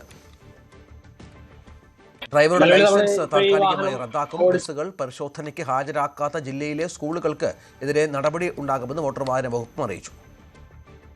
നിലവിൽ നമ്മൾ ഇപ്പോൾ ഈ വാഹനം ഓടിച്ച് പരിശോധിച്ചാൽ നമുക്ക് മനസ്സിലാക്കാൻ സാധിക്കുന്നത് നിലവിൽ ഇതിന്റെ സ്പീഡ് ഗവേണർ പ്രവർത്തിക്കുന്നില്ല എന്നുള്ളതാണ്. 50 കിലോമീറ്റർ വേഗത്തിൽ മാത്രമാണ് നമുക്ക് VAB-കൾ ഓടിക്കാവൂ. 50 കിലോമീറ്റർ ആകുമ്പോൾ ഇതിൻ്റെ സ്പീഡ് ഗവേണർ ഓട്ടോമാറ്റിക്കായി കട്ട് ഓഫ് ആവണം. നിലവിൽ ഇത് 60-ന് മുകളിലാണ് ഈ വാഹനം പോകുന്നത്. അത് കുട്ടികളുടെ യാത്രയ്ക്ക് അപകടകരമാണ്. അതുകൊണ്ട് തന്നെ ഇതിൻ്റെ സ്പീഡ് ഗവേണർ കൃത്യമാക്കി കാണിച്ചതിന് ശേഷം മാത്രമാണ് നമ്മളിതിന് സർവീസ് നടത്താൻ അനുവദിക്കുകയുള്ളൂ. അപ്പോൾ അവർക്ക് അത് കറക്റ്റ് ചെയ്യാനുള്ള സമയം കൊടുക്കും. അതിന് ശേഷം മാത്രമാണ് ഇത് സർവീസ് നടത്താൻ നമ്മൾ നിലവിൽ അനുവദിക്കുന്നത്. നിലവിൽ നമുക്ക് 6 വാഹനങ്ങളാണ് അവർ ഹാജരാക്കിയിട്ടുള്ളത്. അവർക്ക് നിലവിൽ 8 വാഹനങ്ങളാണ് ഉണ്ടായിരുന്നെന്ന് പറയുന്നത്. ഒന്ന് ഇന്നലെ അപകടത്തിൽ ശേഷം അവർ മാറ്റിയിട്ടിട്ടുണ്ട്. ഒരു വാഹനം ഇപ്പോൾ പുറത്താണ്, അവിടെ ഇല്ല. അപ്പോൾ 6 വണ്ടികളാണ് ഇപ്പോൾ പരിശോധിച്ചുകൊണ്ടിരിക്കുന്നത്.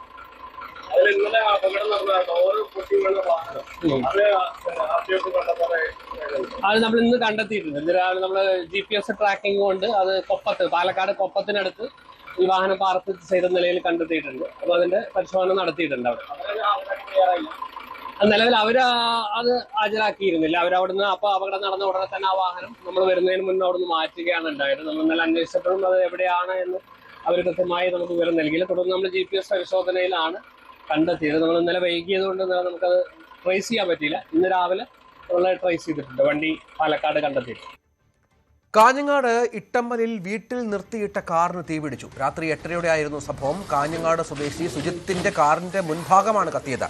നഗരത്തിൽ പോയി വന്ന് കാർ പാർക്ക് ചെയ്ത് അരമണിക്കൂറിന് ശേഷമാണ് തീപിടിച്ചത്.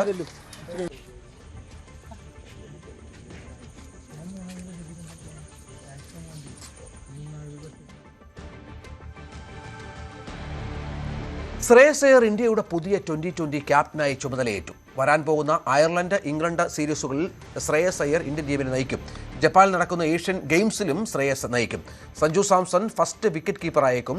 സൂര്യകുമാർ യാദവിന്റെ സ്ഥാനം നഷ്ടമായി. Wonder kid Vaibhav Suryavanshi Indian ടീമിൽ എത്തി. ഹരി വിവരങ്ങൾ പങ്കുവെക്കും. ഹരി, ശ്രേയസ് അയ്യരുടെ കാര്യം കഴിഞ്ഞ 2 ദിവസമായി ചർച്ചയിലുണ്ട്. പക്ഷേ വൈഭവ് സൂര്യവംശിയുടെ വരവ് പ്രധാനമാണ്. അങ്ങനെ വരുമ്പോൾ പല സീനിയേഴ്സിൻ്റെ തല തെറിക്കും അല്ലേ? അല്ല, തല തെറിച്ചു രഞ്ജിത്ത്, അതാണ് പറയേണ്ടത്. കാരണം സൂര്യകുമാർ യാദവ് ടീമിൽ പോലും ഇല്ലാത്തൊരവസ്ഥയിലേക്ക് കാര്യങ്ങൾ മാറുകയാണ്. അതായത് 2026 T20 ലോകകപ്പ് സമ്മാനിച്ച ക്യാപ്റ്റൻ സൂര്യകുമാർ യാദവ് ടീമിലേ ഇല്ല എന്നുള്ളൊരവസ്ഥയിലേക്കാണ് നീങ്ങുന്നത്. 3 പ്രധാനമായ ചേഞ്ചസിൽ ഏറ്റവും പ്രധാനപ്പെട്ട ചേഞ്ച് അത് തന്നെയാണ്. മറ്റൊന്ന് 2023 T20 അവസാനത്തെ മത്സരം കളിച്ച ശ്രേയസ് അയ്യർ 3 വർഷങ്ങൾക്ക് ശേഷം ഇന്ത്യൻ ജേഴ്സിയിലേക്ക് വരുമ്പോൾ ക്യാപ്റ്റനായി തിരിച്ചു വരുന്നു എന്നുള്ളത് വേണം തന്നെ പറയാൻ. അതൊരു ചരിത്രമാണ്, അത് റെക്കോർഡാണ്. തിരിച്ചു വരവേ ക്യാപ്റ്റൻസി സ്ഥാനം ഏറ്റെടുത്തുകൊണ്ടാണ് എന്നതും കൂടി പറയണം. മൂന്നാമത് വൈഭവ് സൂര്യവംശി എന്ന 15കാരൻ ഇന്ത്യൻ ടീമിലേക്ക് വരുന്നു എന്നുള്ളതാണ്. ഇന്ത്യൻ ടീമിൽ നോക്കുകയാണെങ്കിൽ സ്ഥാനമൊന്നുമില്ല. പക്ഷേ വൈഭവ് സൂര്യവംശി എല്ലാ കഥകളും തച്ചടച്ചുകൊണ്ടാണ്, ബ്രേക്ക് ചെയ്തുകൊണ്ടാണ് ഇന്ത്യൻ ടീമിലേക്കുള്ള വരവ്. കാരണം വൈഭവിനെ എടുത്തേ മതിയാവും എന്നുള്ള സിറ്റുവേഷനിലേക്ക് സെലക്ടേഴ്സ് മാറി എന്നുള്ളത് വേണം തന്നെ പറയാൻ. ഏഷ്യൻ ഗെയിംസ് സ്ക്വാഡ് 15-അംഗ സ്ക്വാഡും അയർലൻഡിനും ഇംഗ്ലണ്ടിനും എതിരായുള്ള 16-അംഗ സ്ക്വാഡുമാണ് പ്രഖ്യാപിച്ചിരിക്കുന്നത്. അതിലാണ് മുൻ ക്യാപ്റ്റനായ സൂര്യകുമാർ യാദവിന് ടീമിൽ പോലും സ്ഥാനമില്ല എന്നുള്ളത് മനസ്സിലാകുന്നത്. കഴിഞ്ഞ ദിവസങ്ങളിൽ തന്നെ ശ്രേയസ് അയ്യർ ക്യാപ്റ്റനായി ചുമതലയേൽക്കുമെന്നുള്ള റിപ്പോർട്ടുകൾ വന്നിരുന്നു. ഔദ്യോഗികമായി വിവരങ്ങളുമായി ഇന്ന് വരുമെന്നായിരുന്നു. അത് തന്നെ സംഭവിക്കുന്നു. സഞ്ജു സാംസൺ ആയിരിക്കാം ഫസ്റ്റ് വിക്കറ്റ് കീപ്പർ. പ്രത്യേകിച്ച് മാൻ ഓഫ് ദ ടൂർണമെന്റ് ആയിരുന്ന ഒരു വ്യക്തിയും കൂടിയാണ് കഴിഞ്ഞ T20 ലോകകപ്പിൽ. CSKയ്ക്ക് വേണ്ടിയിട്ട് ഗംഭീരമായി തന്നെയുള്ള മത്സരങ്ങൾ 2 സെഞ്ചുറികൾ ഉണ്ടായിരുന്നു. അതുകൊണ്ട് തന്നെ ഫസ്റ്റ് വിക്കറ്റ് കീപ്പർ ചോയ്സ് ആയിട്ട് സഞ്ജു സാംസൺ തന്നെ വരും എന്നാണ് മനസ്സിലാക്കുന്നത്. ഇഷാൻ കിഷനാണ് സെക്കൻഡ് വിക്കറ്റ് കീപ്പറായിട്ട് നിൽക്കുന്നത്. പക്ഷേ 2-3 പ്രധാനപ്പെട്ട ചേഞ്ച്. പ്രിൻസ് യാദവ് ടീമിലേക്ക് വരുന്നുണ്ട്. 16 അംഗ സ്ക്വാഡിൽ പ്രിൻസ് യാദവും വരുന്നുണ്ട്. പ്രധാനപ്പെട്ട ബൗളേഴ്സായിട്ട് മുഹമ്മദ് സിറാജും ഹർഷിത് റാണയുമാണ് പേസ് ബൗളേഴ്സായിട്ട് നിൽക്കുന്നത്. ശിവം ദുബെ ഓൾറൗണ്ടറായിട്ട് നിൽക്കുന്നു. Axar Patel off spinner, left arm off സ്പിന്നറായിട്ട് വരുന്നു. Ravi Bishnoi right arm leg സ്പിന്നറായിട്ട് ടീമിലേക്ക് ഇടം പിടിക്കുന്നു എന്നൊരു സാധ്യതയും കൂടിയുണ്ട്. നിതീഷ് കുമാർ റെഡ്ഡി എന്ന ഓൾറൗണ്ടറിനെയും കൂടി 16 അംഗ സ്ക്വാഡിൽ ഇന്ത്യൻ ടീം പരീക്ഷിക്കുകയും ചെയ്യുന്നുണ്ട്. എന്നാൽ അഭിഷേക് ശർമ്മ, സഞ്ജു സാംസൺ, വൈഭവ് സൂര്യവംശി ഇതിൽ ആരായിരിക്കും ഓപ്പണർ എന്നുള്ള പ്രധാനപ്പെട്ട ചോദ്യം നിൽക്കുകയാണ്. കാരണം നമുക്കറിയാം അഭിഷേക് ശർമ്മയും സഞ്ജു സാംസണുമാണ് ടീമിനെ ഓപ്പണിംഗ് സ്ഥാനത്തേക്ക് നിന്നുകൊണ്ടിരുന്നത്. അവിടെ വൈഭവ് വരുമ്പോൾ സ്വാഭാവികമായിട്ടും ഒരാളുടെ പൊസിഷൻ ചേഞ്ച് ചെയ്യും. അത് ആരുടെയാണ്? ലോക T20യിൽ 1ാം റാങ്കിങ്ങിൽ നിൽക്കുന്ന അഭിഷേക് ശർമ്മയുടെ ആണോ, അതോ പ്ലെയർ ഓഫ് ദ ടൂർണമെന്റായി നിൽക്കുന്ന സഞ്ജു സാംസണെ ആണോ? ആരുടെ പൊസിഷൻ മാറ്റിക്കൊണ്ടാണ് വൈഭവ് ടീമിലേക്ക് വരാൻ പോകുന്നത് എന്നുള്ളൊരു നിർണായകമായ ചോദ്യം നിൽക്കുന്നുണ്ട്. എന്തായാലും ഈ സ്ക്വാഡ് കുറച്ച് നമ്മൾ പെട്ടെന്ന് നോക്കുമ്പോഴേക്കും കുറച്ച് ഷോക്കിംഗ് ആണ്. കാരണം ഒന്നാമത്തെ കാര്യം സൂര്യകുമാർ യാദവ് ടീമിലേക്ക് ഇല്ല എന്നുള്ളത് തന്നെയാണ്. അദ്ദേഹത്തിന്റെ ക്യാപ്റ്റൻസി സ്ഥാനം തെറിക്കും എന്നുള്ള രീതിയിലുള്ള റിപ്പോർട്ടുകൾ ഉണ്ടായിരുന്നു. അത് ഏകദേശം ധാരണയുമായിരുന്നു. പക്ഷേ ടീമിൽ സ്ഥാനം ഉണ്ടാകില്ല എന്നുള്ളത് നിർണായകമായ ഒരു കാര്യമായിരുന്നു. പ്രത്യേകിച്ച് ഈ തവണത്തെ T20 ലോകകപ്പിൽ അദ്ദേഹത്തിന് ഒന്നും തന്നെ പെർഫോം ചെയ്യാൻ സാധിച്ചില്ല. USA-ക്കെതിരായ മത്സരത്തിൽ മാത്രമാണ് സൂര്യയ്ക്ക് ഒരു 84 റൺസ് സ്കോർ ചെയ്യാൻ സാധിച്ചത്. ഇത്തവണത്തെ IPL-ലും വളരെ മോശം പ്രകടനമായിരുന്നു. മുംബൈ ഇന്ത്യൻസിനെ ഏറ്റവും താഴേക്ക് കൊണ്ടുപോകാനുള്ള ഒരു പ്രധാനപ്പെട്ട കാരണമായിട്ട് പോലും സൂര്യകുമാർ യാദവിന്റെ ഫോമില്ലായ്മ ചർച്ച ചെയ്യപ്പെട്ടിരുന്നു. പക്ഷേ അദ്ദേഹത്തിന് ടീമിൽ സ്ഥാനം നഷ്ടപ്പെടുന്നു എന്നുള്ളത് ഷോക്കിംഗ് തന്നെയാണ്. ഒരു തർക്കവുമില്ല. അതോടൊപ്പം തന്നെ ശ്രേയസ് അയ്യർ ടീമിലേക്ക് വരുമ്പോൾ 2024 കൊൽക്കത്ത നൈറ്റ് റൈഡേഴ്സിനെ IPL ജേതാക്കളാക്കിയ ശ്രേയസ് അയ്യർ 2025 പഞ്ചാബ് കിങ്സിനെ ഫൈനലിൽ എത്തിച്ച താരം. ഇത്തവണ പഞ്ചാബ് കിങ്സിനെ നയിച്ചെങ്കിൽ പോലും പ്ലേ ഓഫ്സ് പോലും കടന്നില്ല. പക്ഷേ ആദ്യത്തെ 7 മത്സരങ്ങളിൽ 6 ജയിച്ച് 1 മഴ കാരണം തടസ്സപ്പെട്ടു. പക്ഷേ 2ാം ലെഗിലേക്ക് വന്നപ്പോഴാണ് ആ ടീമിന് നഷ്ടമാകേണ്ടി വന്നത്. 6 മത്സരങ്ങൾ തുടരെ പരാജയപ്പെട്ടെങ്കിൽ പോലും ശ്രേയസ് അയ്യറിന്റെ ക്യാപ്റ്റൻസിയിൽ BCCI വിശ്വസിക്കുകയാണ് എന്ന് വേണം തന്നെ പറയാൻ. അങ്ങനെ ശ്രേയസ് അയ്യർ ടീമിലേക്ക് വരുമ്പോൾ ക്യാപ്റ്റൻസിയോടെ വരുന്നു. വൈഭവ് സൂര്യവംശി ഇത്തവണത്തെ orange cap player, super striker player, 76 സിക്സുകൾ അടിച്ച താരം, ഇത്തവണ IPL സെൻസേഷനായി മാറിയ താരം ഇന്ത്യൻ ടീമിലേക്ക് എല്ലാ കഥകളും ബ്രേക്ക് ചെയ്തുകൊണ്ട് ടീമിലേക്ക് വരുന്നു. ഉറപ്പായിട്ടും അദ്ദേഹം പ്ലേയിങ് 11ലും സ്ഥാനം പിടിക്കും. അങ്ങനെ പ്ലേയിങ് 11ൽ സ്ഥാനം പിടിക്കുമ്പോൾ സഞ്ജുവിന് അല്ലെങ്കിൽ അഭിഷേക് ശർമ്മയ്ക്ക് ഒരാളുടെ സ്ഥാനം നഷ്ടമാകും. ഒരുപക്ഷെ ഇതിൽ ഒരാൾ പ്ലേയിങ് 11ൽ വന്നില്ല എന്നും വരും. അങ്ങനെ ഒരു സ്ഥാനം വൈഭവിന് കൊടുത്തേ മതിയാവുകയുള്ളൂ. അങ്ങനെ സിറ്റുവേഷനിലൂടെയാണ് BCCI പോവുകയും ചെയ്യുന്നത്. അങ്ങനെ ആകെ മൊത്തത്തിൽ പുതിയൊരു തലമുറ എന്ന് തന്നെ വിളിക്കാം. പ്രിൻസ് യാദവിന്റെ ഒക്കെ വരവോടുകൂടി അങ്ങനെ തന്നെ വിളിക്കേണ്ടി വരും. പക്ഷേ ഏഷ്യൻ ഗെയിംസിലെ സ്ക്വാഡിലേക്ക് 15 അംഗ സ്ക്വാഡാണ് വരുന്നത്. അതിലും സഞ്ജുവിന് തന്നെയാണ് ഫസ്റ്റ് വിക്കറ്റ് കീപ്പിംഗ് ഓപ്ഷനായിട്ട് നിൽക്കുന്നത്. ശ്രേയസ് നയിക്കും. തിലക് വർമ്മ വൈസ് ക്യാപ്റ്റനായി മാറും. ഈ തവണത്തെ ക്യാപ്റ്റൻസി റേസിൽ 3 പേരായിരുന്നു ഉണ്ടായിരുന്നത്. ശ്രേയസ് അയ്യർ, തിലക് വർമ്മ, സഞ്ജു സാംസൺ. ഇതിൽ സഞ്ജുവിനെ ഫസ്റ്റ് വിക്കറ്റ് കീപ്പറായിട്ടും തിലക് വർമ്മയെ വൈസ് ക്യാപ്റ്റനായിട്ടും ശ്രേയസ് അയ്യറിനെ ക്യാപ്റ്റനായിട്ടും പരിഗണിച്ച് 3 പേർക്കും ഒരു ഈക്വൽ പൊസിഷൻ കൊടുക്കാനുള്ള നിലപാടിലേക്ക് BCCI നീങ്ങും എന്നുള്ളത് നിർണായകമായ ചോദ്യം കൂടിയാണ്. അതാണ് ഏതായാലും വൈഭവ് സൂര്യവംശിയുടെ വരവാണ് ഏറെ കൗതുകമുള്ളത്. 13 വയസ്സ് മാത്രമുള്ള താരം ഒടുവിൽ ഇന്ത്യൻ ടീമിലേക്ക് വിളി വരുന്നു. ഒപ്പം സൂര്യകുമാർ യാദവിന് സ്ഥാനം നഷ്ടപ്പെടുന്നു. ശ്രേയസ് അയ്യർ ക്യാപ്റ്റനാകുന്നു. സഞ്ജുവിൻ്റെ പ്രധാനപ്പെട്ട പൊസിഷൻ എന്തായിരിക്കും എന്നുള്ളത് കൂടി കാണണം. വയനാട്ടിലെ കോളിയാടിയിൽ ഭക്ഷ്യവിഷബാധയെന്ന് സംശയം. ശാരീരിക അസ്വസ്ഥതയെ തുടർന്ന് 30ഓളം കുട്ടികൾ ചികിത്സയിലാണ്. കോളിയാടി AUP സ്കൂളിലെ വിദ്യാർത്ഥികളാണ് രോഗബാധിതരായത്. ഇവരെ ബത്തേരിയിലെയും അമ്പലവയലിലെയും ആശുപത്രികളിൽ പ്രവേശിപ്പിച്ചു. ഒരു ബാക്ടീരിയൽ ഇൻഫെക്ഷൻ ആയിട്ടാണ് മനസ്സിലാവുന്നത്. അപ്പോൾ അതുകൊണ്ട് തന്നെ കാരണം ഭക്ഷണത്തിനൊക്കെ ഭക്ഷണം വീട്ടിൽ നിന്ന് കൊണ്ടുവന്ന് കഴിച്ച ഉണ്ട്. അപ്പോൾ ചിലപ്പം വാഷ് ചെയ്യാൻ ഉപയോഗിച്ച വെള്ളത്തിൽ നിന്നാകാം, കൈ കഴുകാൻ ഉപയോഗിച്ച വെള്ളത്തിൽ നിന്നാകാം വന്നിട്ടുള്ളതാണ് ഇപ്പോഴത്തെ ഒരു നിഗമനം. പഠിച്ചു കഴിഞ്ഞാൽ 3 ദിവസം എടുക്കും. കുറച്ച ദിവസം. വയനാട് ജില്ലയിലെ കോളിയാടി AUP സ്കൂളിലാണ് കഴിഞ്ഞ 3-ാം തീയതി ഒരു 2-3 കുട്ടികൾക്ക് വയറിളക്കം, അതുപോലെ തന്നെ പനി, ഛർദി തുടങ്ങിയ ലക്ഷണങ്ങൾ കണ്ടത്. അന്ന് തന്നെ കുട്ടികളെ ആശുപത്രിയിൽ എത്തിച്ചുവെന്നാണ് സ്കൂൾ അധികൃതർ നമ്മളോട് പറഞ്ഞത്. തുടർന്ന് 4-ാം തീയതിയും പല കുട്ടികളും ഇത്തരത്തിലുള്ള അസ്വസ്ഥതകൾ പ്രകടിപ്പിക്കുകയും സുൽത്താൻ ബത്തേരി താലൂക്കിലുള്ള ബത്തേരി, അതുപോലെ തന്നെ അമ്പലവയൽ തുടങ്ങിയ ഗവൺമെന്റ് ആശുപത്രികളിലെല്ലാം കുട്ടികൾ ചികിത്സ തേടുകയും ചെയ്തു. ഇപ്പോൾ ഏതാണ്ട് 30ഓളം കുട്ടികളാണ് വിവിധ ആശുപത്രികളിലായിട്ടുള്ളത്. ഇന്നും ചില കുട്ടികൾക്കൊക്കെ ഇത്തരത്തിലുള്ള ഒരു അസ്വസ്ഥതകൾ ഉണ്ട് ഉണ്ടെന്നാണ് സ്കൂൾ അധികൃതർ പറഞ്ഞത്. കാരണം പല രക്ഷിതാക്കളും അവരുടെ ഗ്രൂപ്പിലൊക്കെ ഇത് പറയുകയും തുടർന്ന് കുട്ടികളെ ആശുപത്രിയിൽ എത്തിക്കുന്നുണ്ട് എന്ന് പറയുന്നുണ്ട്. എന്നാൽ കുട്ടികൾ 1-2 തവണ ഇത് കഴിയുകയും മരുന്ന് കഴിച്ചതിന് ശേഷം വലിയ രീതിയിലുള്ള ഗുരുതരമായ പ്രശ്നങ്ങളൊന്നും ഇല്ല എന്നാണ് ആശുപത്രി അധികൃതരും പറയുന്നത്. പക്ഷേ ഇത് എന്തുകൊണ്ടാണ് എന്നുള്ളത് ഇതിന്റെ റിസൾട്ട് വന്നെങ്കിൽ മാത്രമേ അറിയാൻ കഴിയുകയുള്ളൂ എന്നും ആശുപത്രി അധികൃതർ പറയുന്നുണ്ട്. ഇതിന്റെ സാമ്പിളുകൾ അതിന്റെ പരിശോധനയ്ക്കായി മാനന്തവാടിയിലേക്ക് അയച്ചിട്ടുണ്ട് എന്നാണ് HI നമ്മളോട് പറഞ്ഞത്. പക്ഷേ ഇതൊരു ഭക്ഷ്യവിഷബാധയാണോ എന്നുള്ളതൊക്കെ സ്ഥിരീകരിക്കണമെങ്കിൽ ഇതിന്റെ റിസൾട്ട് വരണം. അന്ന് കുട്ടികൾക്ക് സാധാരണ നൽകുന്ന ഭക്ഷണം തന്നെയാണ്. അന്ന് ചോറും അതുപോലെ തന്നെ കടലയും പുളിശ്ശേരിയുമാണ് നൽകിയതെന്നാണ് സ്കൂൾ HM നമ്മോട് പറഞ്ഞത്. ഏതാണ്ട് 800ഓളം വിദ്യാർത്ഥികൾ പഠിക്കുന്ന ഈ ഒരു UP സ്കൂളിൽ നിരവധി കുട്ടികൾ അന്ന് ഭക്ഷണം കഴിച്ചിട്ടുണ്ട്. പക്ഷേ എല്ലാവർക്കും ഇത്തരത്തിൽ വന്നിട്ടില്ല. പക്ഷേ ഇന്ന് വീണ്ടും കുട്ടികളൊക്കെ അസ്വസ്ഥത പ്രകടിപ്പിക്കുന്നു എന്നുള്ളത് കൊണ്ട് തന്നെ വലിയൊരു ആശങ്ക നിലനിൽക്കുന്നുണ്ട്. എന്തായാലും ഇതിന്റെ റിസൾട്ട് ഇന്ന് ഉച്ചയോടെ എത്തുമെന്നാണ് ഇപ്പോൾ നമ്മൾ പല ആശുപത്രികളിലും വിളിച്ചപ്പോൾ നമുക്ക് അറിയാൻ കഴിഞ്ഞത്. അത് എത്തിയതിനു ശേഷമേ ഇത് എന്താണെന്ന് പറയാൻ കഴിയുള്ളൂ.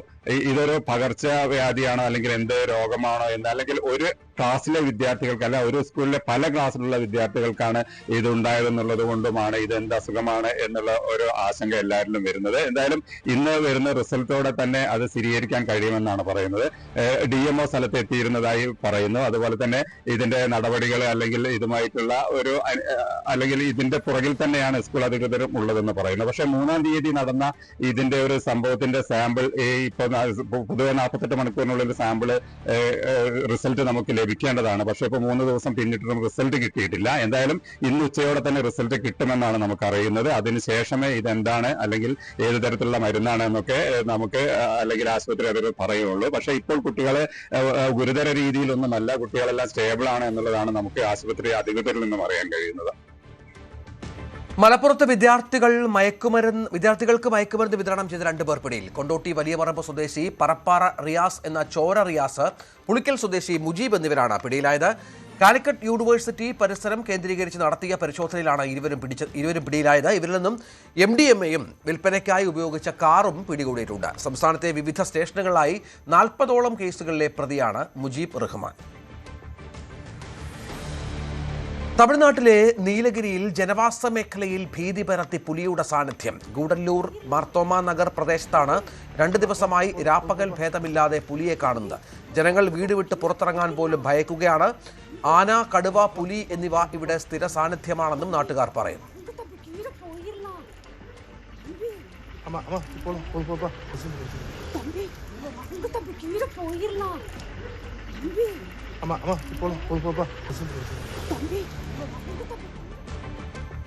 തിരുവനന്തപുരത്ത് ട്രാൻസ്പോർട്ട് ഭവന് മുന്നിൽ KSRTC ജീവനക്കാരുടെ പ്രതിഷേധം. ജീവനക്കാർ 2 ഗേറ്റും ഉപരോധിക്കുകയാണ്.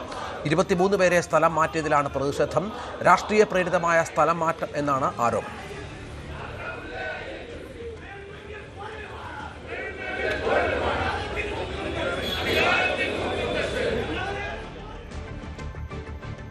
കോൺഫിഡന്റ് ഗ്രൂപ്പ് ചെയർമാൻ CJ റോയിയുടെ മരണത്തിൽ പ്രത്യേക അന്വേഷണ സംഘം ഉടൻ റിപ്പോർട്ട് സമർപ്പിച്ചേക്കുമെന്നും മരണത്തിലേക്ക് നയിച്ച കാരണങ്ങൾ അറിയാനാണ് താൻ ഉൾപ്പെടെയുള്ളവർ കാത്തിരിക്കുന്നതെന്നും confident group MD TA Joseph.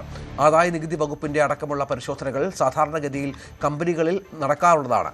ആത്മഹത്യയിലേക്ക് നയിച്ചത് പരിശോധനകൾ ആകണമെന്നില്ലെന്നും അദ്ദേഹം പറഞ്ഞു. ചെയർമാന്റെ മരണം മൂലം കമ്പനിയെക്കുറിച്ച് പലർക്കും സംശയങ്ങളും അഭ്യൂഹങ്ങളും ഉണ്ടായി. ഈ പ്രതിസന്ധികൾ മറികടന്നതായും TA ജോസഫ് പറഞ്ഞു.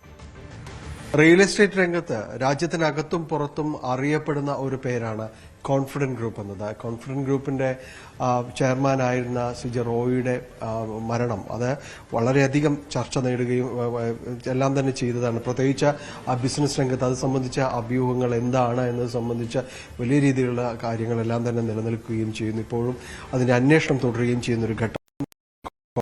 കോൺഫിഡന്റ് ഗ്രൂപ്പ് പിന്നീട് എന്തായി, പിന്നീട് എപ്പോൾ എവിടെ എത്തി നിൽക്കുന്നു എന്നതെല്ലാം തന്നെ നമ്മളോട് സംസാരിക്കുന്നു. ഇപ്പോൾ കോൺഫിഡന്റ് ഗ്രൂപ്പിന്റെ MD TA ജോസഫ് നമുക്കൊപ്പം ചേരുകയാണ്. നിലവിൽ ഒരു വലിയ രീതിയിൽ മുന്നോട്ട് വരുന്ന ഒരു ഘട്ടത്തിലാണ് ഇങ്ങനെയൊരു ആകസ്മികമായ സംഭവങ്ങൾ ഉണ്ടാകുന്നത്. തുടക്കത്തിൽ ചോദിച്ചാൽ ഇപ്പോൾ എങ്ങനെയാണ് അതിന്റെ ആ കേസ് കാര്യങ്ങളുടെ അവസ്ഥ? കേസ് ഇപ്പോൾ SIT അന്വേഷിച്ചുകൊണ്ടിരിക്കുക ബാംഗ്ലൂർ. അത് ഓൾമോസ്റ്റ് തീർന്നു. എല്ലാ വിധത്തിലുള്ള എൻക്വയറീസും കഴിഞ്ഞു. ഇനി അവരത് ഫൈനലൈസ് ചെയ്യാനുള്ളൂ. പിന്നെ ഇപ്പോൾ ഗവൺമെന്റ് മാറി, ഗവൺമെന്റ് എല്ലായിടത്തും മുഖ്യമന്ത്രിയൊക്കെ മാറിയപ്പോൾ ആ ഒരു തിരക്കായിട്ട് നടക്കുകയാണ്. അപ്പം അത് കഴിഞ്ഞാൽ ഐ തിങ്ക് വിതിൻ ഒരു 10 days അല്ലെങ്കിൽ 2 weeksനുള്ളിൽ അതിൻ്റെ ഇത് റിപ്പോർട്ട് വരും. എന്താണ് ഇതിൻ്റെ കാരണം എന്നുള്ളതല്ല ഏതാ ആ രീതിയിൽ SITയുടെ ഈ രീതിയിലുള്ള. അപ്പോൾ അതാ പ്രതീക്ഷിക്കുന്നു. മറ്റോ IT അന്വേഷണങ്ങൾ അതെല്ലാം തന്നെ അതൊന്നും വിഷയമൊന്നുമില്ല. ITയുടെ ഒക്കെ അത് അങ്ങനെ തന്നെ പോകുന്നത് നോർമൽ എല്ലായിടത്തും ഉണ്ടാവുന്ന സെർച്ചുകൾ നമ്മൾക്ക് ഉണ്ടായിരുന്നുള്ളൂ. അതും ഇതുമായിട്ടൊന്നും ഒരു ബന്ധം ഉണ്ടെന്ന് എനിക്ക് തോന്നണില്ല. കാരണം ഞാനും ചെയർമാനും ഒറ്റ ഇതിൽ നടക്കുന്ന ആൾക്കാരല്ലേ. അപ്പോൾ അവരുടെ അത് നോർമൽ ഇപ്പോൾ IT ആയാലും GST ആയാലും ഏത് ഡിപ്പാർട്ട്മെന്റുകൾക്ക് എപ്പോൾ വേണമെങ്കിലും വരാം. ആ കൂട്ടത്തിൽ ഒരു 4-5 ബിൽഡേഴ്സിന്റെ ഉണ്ടായിരുന്ന ആ സമയത്ത് അത് ഇവിടെയും ഒന്നിച്ചു വന്നു എന്ന് മാത്രമേ ഉള്ളൂ. ചെയർമാൻ എന്ത് സംഭവിച്ചു എന്നുള്ളത് ഒരുപക്ഷെ ഈ റിപ്പോർട്ട് സബ്മിറ്റ് ചെയ്യുന്നതോടുകൂടി അല്ലേ അറിയാൻ പറ്റും. അത് അവർ നോക്കുന്നത് എന്താണ് റീസൺ എന്നുള്ളതിനുള്ളൂ. റീസൺ അപ്പോൾ അവര് എൻക്വയറി നടത്തി എല്ലാ ആൾക്കാരെയും ചോദിച്ചും പിടിച്ചും നടത്തുന്നതാണ്. അപ്പോൾ അത് അവർ തന്നെ ഡിക്ലെയർ ചെയ്യേണ്ടതാണ്. പക്ഷെ നമ്മളെ സംബന്ധിച്ച് അങ്ങനെയുള്ളൊരു വലിയൊരു റീസൺ തന്നെ ഇല്ല എന്നുള്ളതാണ് എൻ്റെ അഭിപ്രായത്തിലുള്ളത്. അങ്ങനെ ഒരു മരണം സംഭവിക്കുമ്പോൾ പെട്ടെന്ന് വളരെ ഉന്നതിയിൽ നിൽക്കുന്ന ഒരു സ്ഥാപനം അത് ആ സമയത്ത് നേരിട്ട ക്രൈസിസുകൾ വലുതായിരുന്നു. തീർച്ചയായിട്ടും. കാരണം ചെയർമാനായിരുന്നല്ലോ കമ്പനിയുടെ ഫേസ്. പുള്ളിയായിരുന്നു കൂടുതലും സോഷ്യൽ മീഡിയയിലും TVയിലും എല്ലാം കൂടുതലും വരുന്നത്. പിന്നെ ബാക്ക്ഗ്രൗണ്ടിൽ കേരളത്തിൽ ഞാൻ തന്നെയാണ് എല്ലാം ചെയ്തുകൊണ്ടിരിക്കുന്നത്. പക്ഷെ നമ്മൾ അങ്ങനെ TVയിലൊന്നും വരാറില്ല. അപ്പോൾ ജനങ്ങൾക്ക് അറിയാവുന്നത് പബ്ലിക്കിന് അറിയാവുന്ന ഒരൊറ്റാളേ ഉള്ളൂ, ഡോക്ടർ റോയ് CJ. നമ്മൾ ഇങ്ങനെ പബ്ലിക് ഇതിൽ പോകാറുമില്ല. അപ്പോൾ അതിൻ്റെതായ ഒരു ബുദ്ധിമുട്ടുണ്ടാവുമല്ലോ. നോർമലായിട്ട് ഇപ്പോൾ ഒരു പാർട്ടിയുടെ തന്നെ തലവൻ പോയി കഴിഞ്ഞാൽ അവർക്കുണ്ടാവുന്ന പ്രശ്നങ്ങൾ. അതേപോലെ തന്നെ ഇവിടെയും പല കോംപ്ലിക്കേഷൻസ് ആൾക്കാർ ചിന്തിച്ചു. ക്ലയൻസുകളൊക്കെ ഇവിടെ വരാൻ തുടങ്ങി. എന്തായിരിക്കും ഫ്യൂച്ചർ എന്നൊക്കെ. പക്ഷേ ഞാൻ അന്നൊരു പ്രസ് മീറ്റ് നടത്തിയിരുന്നു. പ്രസ് മീറ്റിൽ ഞാൻ ക്ലിയറായിട്ട് കാര്യങ്ങളൊക്കെ പറഞ്ഞതാണ്. അനുസരിച്ച് ഇവിടെ വേറെ ഇഷ്യൂസ് ഒന്നുമില്ല, ഒരിടത്തും ഇല്ല ഇഷ്യൂസ്. ബിക്കോസ് ഒരാള് പോയതുകൊണ്ടോ ചെയർമാൻ പോയതുകൊണ്ടോ ഒരു കമ്പനി ഒരു 500 സ്റ്റാഫും 10,000 ലേബർ വർക്ക്സൊക്കെ ഉള്ളൊരു കമ്പനിയിൽ ഒന്നും സംഭവിക്കാനില്ലല്ലോ. It is not a one-man army. It's a full army is there. എല്ലാ ഡിപ്പാർട്ട്മെന്റുകളും എല്ലാ ഇതും അതൊക്കെ അതിൻ്റെതായ രീതിയിലാണ് പോയിക്കൊണ്ടിരിക്കും. പക്ഷെ ആൾക്കാർക്കൊരു തീർച്ചയായിട്ടും എല്ലാവരുടെ ഉള്ളങ്ങളിലൊരു ബുദ്ധിമുട്ടുണ്ടാവും. കാരണം പ്രത്യേകിച്ച് കസ്റ്റമേഴ്സിന്റെ ഇവർ ഇൻവെസ്റ്റ് ചെയ്ത പൈസ അങ്ങനെയുള്ള കാര്യം ഇതെല്ലാം. പിന്നെ കുറെ ഗോസിപ്സ് ഒക്കെ ഉണ്ടാവുമല്ലോ, കുറെ യൂട്യൂബേഴ്സൊക്കെ എല്ലാം പല പല കാര്യങ്ങളൊക്കെ പറഞ്ഞു. എനിവേ ആ പ്രസ് മീറ്റിൽ I was so clear and ഞാൻ ക്ലിയർ ആയിട്ട് പറയുകയും ചെയ്തു. ഗ്രൂപ്പിന്റെ കോൺഫറൻസ് കൂടിയിട്ടേ ഉള്ളൂ. ഡെഫിനറ്റ്ലി അല്ലോ. അത് ഒരു മട്ടൻ കൂടി കൂട്ടണമെന്നുള്ള എന്റെ ചിന്ത. അപ്പോൾ അതിൽ അങ്ങനെയുള്ള കാര്യങ്ങളിലൊന്നും നമ്മൾക്ക് വീഴ്ച വരേണ്ട കാര്യമില്ല. There is nothing like that. എന്തായാലും അദ്ദേഹത്തിന്റെ MDയുടെ വാക്കുകൾ വളരെ പ്രകടമാണ്, സ്പഷ്ടമാണ്. കാരണം വളരെ ആത്മവിശ്വാസത്തോടു കൂടി മുന്നോട്ട് പോകുന്നു. ചെയർമാന്റെ അഭാവം ഉണ്ടായി എന്നതെല്ലാം തന്നെ ആദ്യഘട്ടത്തിലുള്ള ആ ബുദ്ധിമുട്ടുകൾക്ക് ശേഷം, ഒരുപാട് ചോദ്യങ്ങൾക്ക് ശേഷം അവിടെ നിന്ന് കോൺഫറൻസ് ഗ്രൂപ്പ് പിന്നെയും മുന്നോട്ട് പോയിരിക്കുന്നു. പുതിയ പ്രൊജക്ടുകളുമായി കേരളത്തിൽ വളരെ സജീവമാകുന്നു എന്നതെല്ലാം തന്നെ അദ്ദേഹം ചൂണ്ടിക്കാണിക്കുകയും ചെയ്യുന്നു. ചെയർമാന്റെ മരണം സംബന്ധിച്ച കാര്യങ്ങളിൽ അടുത്ത് തന്നെ പ്രത്യേക അന്വേഷണ സംഘം റിപ്പോർട്ട് സമർപ്പിക്കും. ആ റിപ്പോർട്ടിന് വേണ്ടി തന്നെയാണ് കോൺഫറൻസ് ഗ്രൂപ്പ് കുടുംബാംഗങ്ങൾ മൊത്തമായും കാത്തിരിക്കുന്നത്. ക്യാമറമാൻ പ്രശാന്ത് മംഗലശ്ശേരിക്കൊപ്പം ടാനി പോൾ, ന്യൂസ് 18 കൊച്ചി. കളറിപ്പയറ്റിലൂടെ പുതുതലമുറയെ ലഹരിയിൽ നിന്ന് മോചിപ്പിക്കാനൊരുങ്ങി വയനാട് പനമരം എരനല്ലൂർ വിശ്വവിദ്യ കളരി പരിശീലന കേന്ദ്രം. പുരാതനമായ കടത്തനാടൻ കളരി ശൈലിയിലൂടെ കൗമാരക്കാരിൽ ശാരീരിക മാനസിക മാറ്റങ്ങൾ ഉറപ്പുവരുത്തുകയാണ് ഇവരുടെ ലക്ഷ്യം.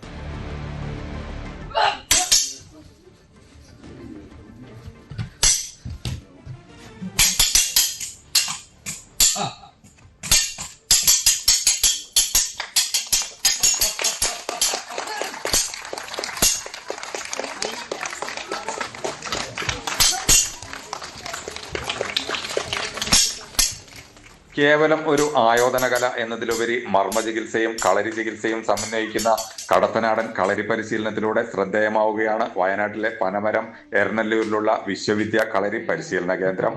പനമരം പരക്കുനി സ്വദേശിയായ വിജിൻ ഗുരുക്കളുടെ ശിക്ഷണത്തിൽ ധാരാളം പേരാണ് ഇവിടെ പരിശീലനം നേടുന്നത്. വാസ്തുപ്രകാരം തയ്യാറാക്കിയ പ്രത്യേക കളരിത്തറയിലാണ് പരിശീലനം. അച്ചടക്കവും ആരോഗ്യവുമുള്ള ജീവിത രീതിക്കൊപ്പം കൗമാരക്കാരിൽ വലിയ തോതിലുള്ള മാനസിക സ്ഥിരതയും മാറ്റങ്ങളും കൊണ്ടുവരാൻ കടത്തനാടൻ ശൈലിക്ക് സാധിക്കുന്നുണ്ട്. 7 വയസ്സ് മുതലുള്ള കുട്ടികൾക്കാണ് ഇവിടെ പ്രത്യേക പരിശീലനം നൽകുന്നത്. വിദ്യാർത്ഥികളുടെ മാനസികാരോഗ്യവും ചിന്തകളും കൃത്യമായ പാതയിലേക്ക് നയിക്കുന്നതിൽ കളരിയുടെ ആത്മീയ വശങ്ങൾ വലിയ പങ്ക് വഹിക്കുന്നു. കുട്ടികളിലെ അമിതമായ മൊബൈൽ ഫോൺ ഉപയോഗം, ലഹരി വസ്തുക്കളോടുള്ള ആഭിമുഖ്യം എന്നിവയിൽ നിന്നും അവരെ പൂർണ്ണമായി മോചിപ്പിച്ച് മികച്ചൊരു തലമുറയെ വാർത്തെടുക്കുക എന്നതാണ് ഈ കേന്ദ്രത്തിന്റെ പ്രധാന ലക്ഷ്യം. വടക്കൻ ശൈലിയാണ്, കടത്തനാടൻ ശൈലിയാണ്. ഇതിലെങ്ങനെ വെച്ചാൽ വാസ്തു ശാസ്ത്രമൊക്കെ നോക്കിയിട്ടാണ് ചെയ്യുന്നത്. കുഴിക്കളരിയാണ്. കുഴിക്കളരി എന്ന് പറഞ്ഞാൽ ഒരു 5 അടിക്ക് താഴെ ജൈവമണ്ണൊക്കെ ഒഴിവാക്കിയിട്ട് അങ്ങനെയുള്ള മണ്ണിലായിരിക്കും. അപ്പോൾ അങ്ങനെയുള്ള ഇതിൽ ചെയ്യുമ്പോൾ നമ്മൾ സ്കിന്നിനൊക്കെയുള്ള രോഗങ്ങളോ അങ്ങനത്തെ ഒന്നും വരില്ല. പിന്നെ വായുസഞ്ചാരമൊക്കെ ഡിഫറൻ്റ് ആയിരിക്കും. കൗമാരപ്രായക്കാരിൽ ഉണ്ടാകുന്ന സ്വഭാവ വ്യതിയാനങ്ങളെ നിയന്ത്രിക്കാനും അവരിൽ ഏകാഗ്രതയും ആത്മവിശ്വാസവും വർദ്ധിപ്പിക്കാനും ഈ പരിശീലനം ഏറെ സഹായിക്കുന്നുണ്ട്. കായികക്ഷമതയ്ക്കൊപ്പം പുതിയ കാലത്തെ വിപത്തുകളിൽ നിന്ന് കുട്ടികൾക്ക് പ്രതിരോധ കവചമൊരുക്കുകയാണ് വിശ്വവിദ്യ കളരി കേന്ദ്രം. ജയരാജ് ബത്തേരി, ന്യൂസ് 18, വയനാട്. തെരഞ്ഞെടുപ്പ് കാലത്തടക്കം നാടുനീളം നിറഞ്ഞു നിന്ന പരസ്യ ഫ്ലക്സുകളിലും ബാനറുകളിലും ഇന്ന് വസന്തം വിരിയിക്കുന്ന ഇടങ്ങളാണ്. അതായത് പോളിയെത്തിലിനിൽ നിർമ്മിച്ച ബാനറുകൾ റീസൈക്കിൾ ചെയ്ത് ചെടി നടാനുള്ള ഗ്രോ ബാഗുകൾ ആക്കി മാറ്റിയിരിക്കുകയാണ്. തിരുവനന്തപുരം മണക്കാട് കാർത്തിക തിരുനാൾ ഗേൾസ് സെക്കൻഡറി സ്കൂളിലെ പൂന്തോട്ടത്തിലാണ് ഈ പൂച്ചട്ടികളുള്ളത്. ഇവയിൽ ചെടികൾ വെച്ചുപിടിപ്പിച്ച് ഒരുക്കിയ മാതൃകാ പൂന്തോട്ടം തദ്ദേശ ഭരണ വകുപ്പ് മന്ത്രി KM ഷാജി ഉദ്ഘാടനം ചെയ്തു.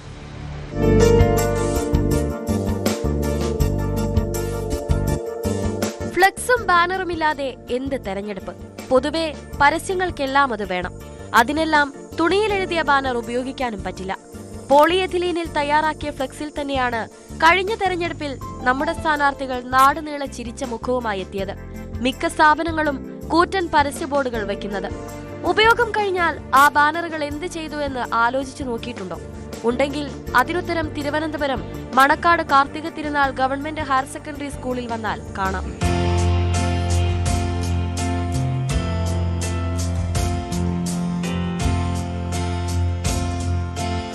ക്ലീൻ കേരള കമ്പനിയുടെ നേതൃത്വത്തിൽ നാട് നീളെയുള്ള ബാനറുകളെല്ലാം ശേഖരിച്ച് റീസൈക്കിൾ ചെയ്ത് പൂച്ചട്ടികളാക്കി മാറ്റി. ആ പൂച്ചട്ടികളിൽ മണ്ണ് നിറച്ച് ചെടി നട്ടു, നനച്ചു വളർത്തി. അതൊരു പൂന്തോട്ടമായി. ആ കാഴ്ചയാണ് ഈ കാണുന്നത്. റീസൈക്ലിംഗ് സ്ഥാപനങ്ങളുടെ സഹകരണത്തോടെയാണ് ഈ പദ്ധതി യാഥാർത്ഥ്യമാക്കിയത്. അങ്ങനെ മാലിന്യങ്ങളെ വിഭവങ്ങളാക്കി മാറ്റുന്ന സർക്കുലർ ഇക്കണോമിയുടെ പ്രായോഗിക മാതൃകയായി ഈ പൂന്തോട്ടം മാറി. സ്കൂളിൽ മാതൃകാ പൂന്തോട്ടം തദ്ദേശ മന്ത്രി KM ഷാജി ഉദ്ഘാടനം ചെയ്തു. പരിസ്ഥിതിയെക്കുറിച്ചും പ്രകൃതിയെക്കുറിച്ചും എൻവയോൺമെന്റിനെ കുറിച്ചൊക്കെ സംസാരിക്കൽ വലിയ എളുപ്പമാണ്, എന്നാൽ ചെയ്യൽ വലിയ പ്രയാസമാണ്. രാഷ്ട്രീയക്കാരും ബ്യൂറോക്രസിയിലെ ആളുകളൊക്കെ അതിന് മാതൃക കാണിക്കട്ടെ എന്നാണ് എനിക്ക് സ്നേഹപൂർവ്വം എല്ലാവരോടും പറയാനുള്ളത്. അതിന് കഴിയണം എന്നാണ് എൻ്റെ ആഗ്രഹം. അങ്ങനെ ആവുമെന്നാണ് പ്രതീക്ഷ. പ്ലാസ്റ്റിക് മാലിന്യങ്ങളുടെ ശാസ്ത്രീയ പരിപാലനം, പുനരുപയോഗം എന്നിവ പ്രോത്സാഹിപ്പിക്കുക എന്നതാണ് ഈ പദ്ധതി കൊണ്ട് ലക്ഷ്യമിടുന്നത്. മേയർ VV രാജേഷ് അധ്യക്ഷത വഹിച്ചു. വിഴിഞ്ഞം അന്താരാഷ്ട്ര തുറമുഖം മാനേജിംഗ് ഡയറക്ടർ ദിവ്യ S. അയ്യർ, തദ്ദേശ സ്വയംഭരണ വകുപ്പ് പ്രിൻസിപ്പൽ ഡയറക്ടർ ജെറോമിക് ജോർജ് എന്നിവരും പങ്കെടുത്തു. അതിഥികൾ കുട്ടികൾക്കൊപ്പം പൂന്തോട്ടം സന്ദർശിച്ചു.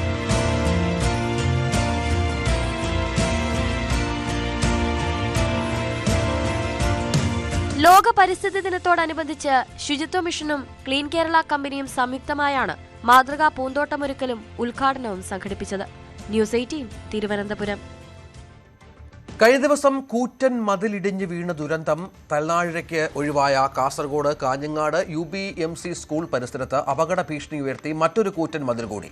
നിരവധി വീടുകളുള്ള പ്രദേശത്ത് ഏത് സമയത്തും തകർന്നു വീഴാവുന്ന തരത്തിലാണ് മതിൽ നിൽക്കുന്നത്. വിഷയത്തിൽ അധികൃതരുടെ അടിയന്തര ഇടപെടൽ വേണമെന്ന ആവശ്യമാണ് ഉയരുന്നത്.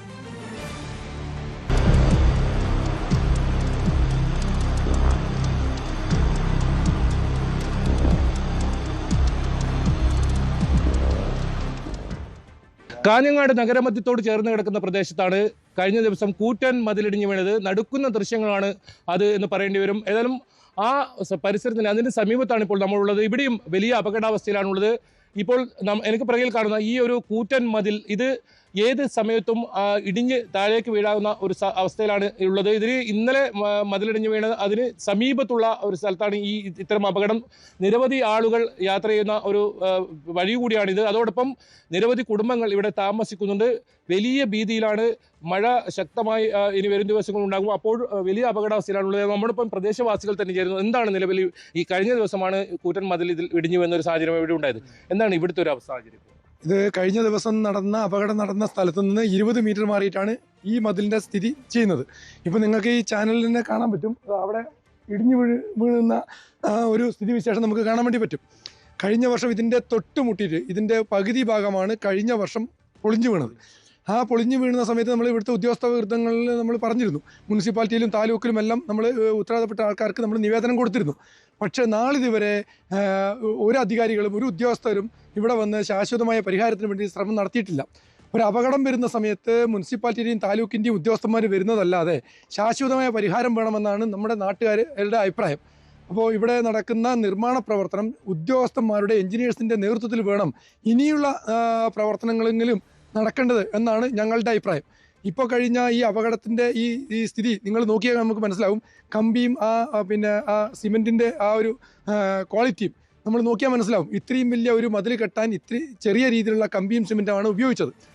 ഇവിടുത്തെ മുനിസിപ്പാലിറ്റിയുടെയോ താലൂക്കിൻ്റെയോ എഞ്ചിനീയേഴ്സിൻ്റെ വിഭാഗം ഇത് അന്വേഷിക്കുകയോ ഇത് അവരുടെ നേതൃത്വത്തിലോ നടന്ന കാര്യമല്ല. അപ്പോൾ ഇനിയുള്ള അപകടങ്ങൾ വരാതിരിക്കാൻ ഇവിടുത്തെ ഉദ്യോഗസ്ഥർ ഉണർന്ന് പ്രവർത്തിക്കണം എന്നാണ് ഞങ്ങൾക്ക് നാട്ടുകാർക്ക് പറയാനുള്ളത്. എന്തായാലും വളരെ അപകടാവസ്ഥയിൽ തന്നെയാണ് അദ്ദേഹം ചൂണ്ടിക്കാട്ടിയ പോലെ തന്നെ നമുക്ക് ദൃശ്യങ്ങളിലേക്ക് പോയാൽ കാണാം. വലിയ തോതിൽ ഇവിടെ ഈ മതിൽ തള്ളി പുറത്തേക്ക് നിൽക്കുന്ന ഒരു സാഹചര്യമാണ്. അതോടൊപ്പം ഇതിന് സമീപത്ത് തന്നെ ഇതൊരു തവണ മണ്ണിടിഞ്ഞ സ്ഥലമാണ് ഇപ്പോൾ കാണുന്നത്. ഇത് വീണ്ടും അതേ അവസ്ഥയിൽ തന്നെ അപകടാവസ്ഥയിൽ തന്നെയാണ് ഇതിപ്പോഴും ഉള്ളത്. മണ്ണിടിഞ്ഞ ഭാഗങ്ങളൊക്കെ നമുക്കിവിടെ കാണാം. ഇതിന് സമീപത്ത് നമുക്ക് തൊട്ടടുത്താണ് ഇന്നലെ ഈ മണ്ണ് ഇടിഞ്ഞു വന്ന സാഹചര്യം ഉണ്ടായത്. ഏതായാലും നിരവധി വീടുകളുണ്ട് ഈ ഭാഗത്ത്. ഇത്തരത്തിൽ ഏതായാലും ഇതിന് ശാശ്വതമായൊരു പരിഹാരം കണ്ടെത്തണം, അടിയന്തരമായ ഒരു പരിഹാരം കണ്ടെത്തണം എന്നൊരു ആവശ്യമാണ് ഇപ്പോൾ ഉയരുന്നത്. പ്രത്യേകിച്ച് കാലവർഷം ശക്തി പ്രാപിക്കുന്ന സാഹചര്യമുണ്ട്. അതുകൊണ്ട് തന്നെ ഇതിൽ ശക്തമായ ഇടപെടൽ വേണമെന്നൊരു ആവശ്യമാണ് ഇപ്പോൾ ഉയരുന്നത്. KB Baiju, news 18 Kasaragod. Pavithram foods ജനപ്രിയ ബ്രാൻഡായ കൊച്ചിൻ സ്നാക്സിന് ISO സർട്ടിഫിക്കേഷൻ. ഭക്ഷ്യസുരക്ഷയിലും ഗുണനിലവാര മാനേജ്മെന്റിലും മികവിനുള്ള ആഗോള അംഗീകാരമാണിത്. നേട്ടത്തിന് GCQ CEO Vijayankutty Narayanan, managing director PM Muhammad Rafeeq, director Zakir Hussain PM, Abdul Samad PM എന്നിവർ ഉപഭോക്താക്കൾക്കും ജീവനക്കാർക്കും നന്ദി രേഖപ്പെടുത്തി. ഇനി സ്വർണം വെള്ളി നിരക്കുകൾ. കവിത ഗോൾഡ് ആൻഡ് ഡയമണ്ട്സ് ഇന്നത്തെ സ്വർണം വെള്ളി നിരക്കുകൾ നിങ്ങൾക്കായി സമർപ്പിച്ചത് Kavitha gold and diamonds, the versatile jewellery. സ്വർണം 22 ക്യാരറ്റ് ഗ്രാമിന് 14,000, പവന് 1,12,000. സ്വർണം 18 ക്യാരറ്റ് ഗ്രാമിന് 11,565, പവന് 92,520. വെള്ളി ഗ്രാമിന് 265, കിലോയ്ക്ക് 2,65,000. കവിത ഗോൾഡ് ആൻഡ് ഡയമണ്ട്സ് ഇന്നത്തെ സ്വർണം വെള്ളി നിരക്കുകൾ നിങ്ങൾക്കായി സമർപ്പിക്കുന്നത് Kavitha gold and diamonds, the versatile jewellery. പകൽ വാർത്ത പൂർണ്ണമാവുകയാണ്. നമസ്കാരം.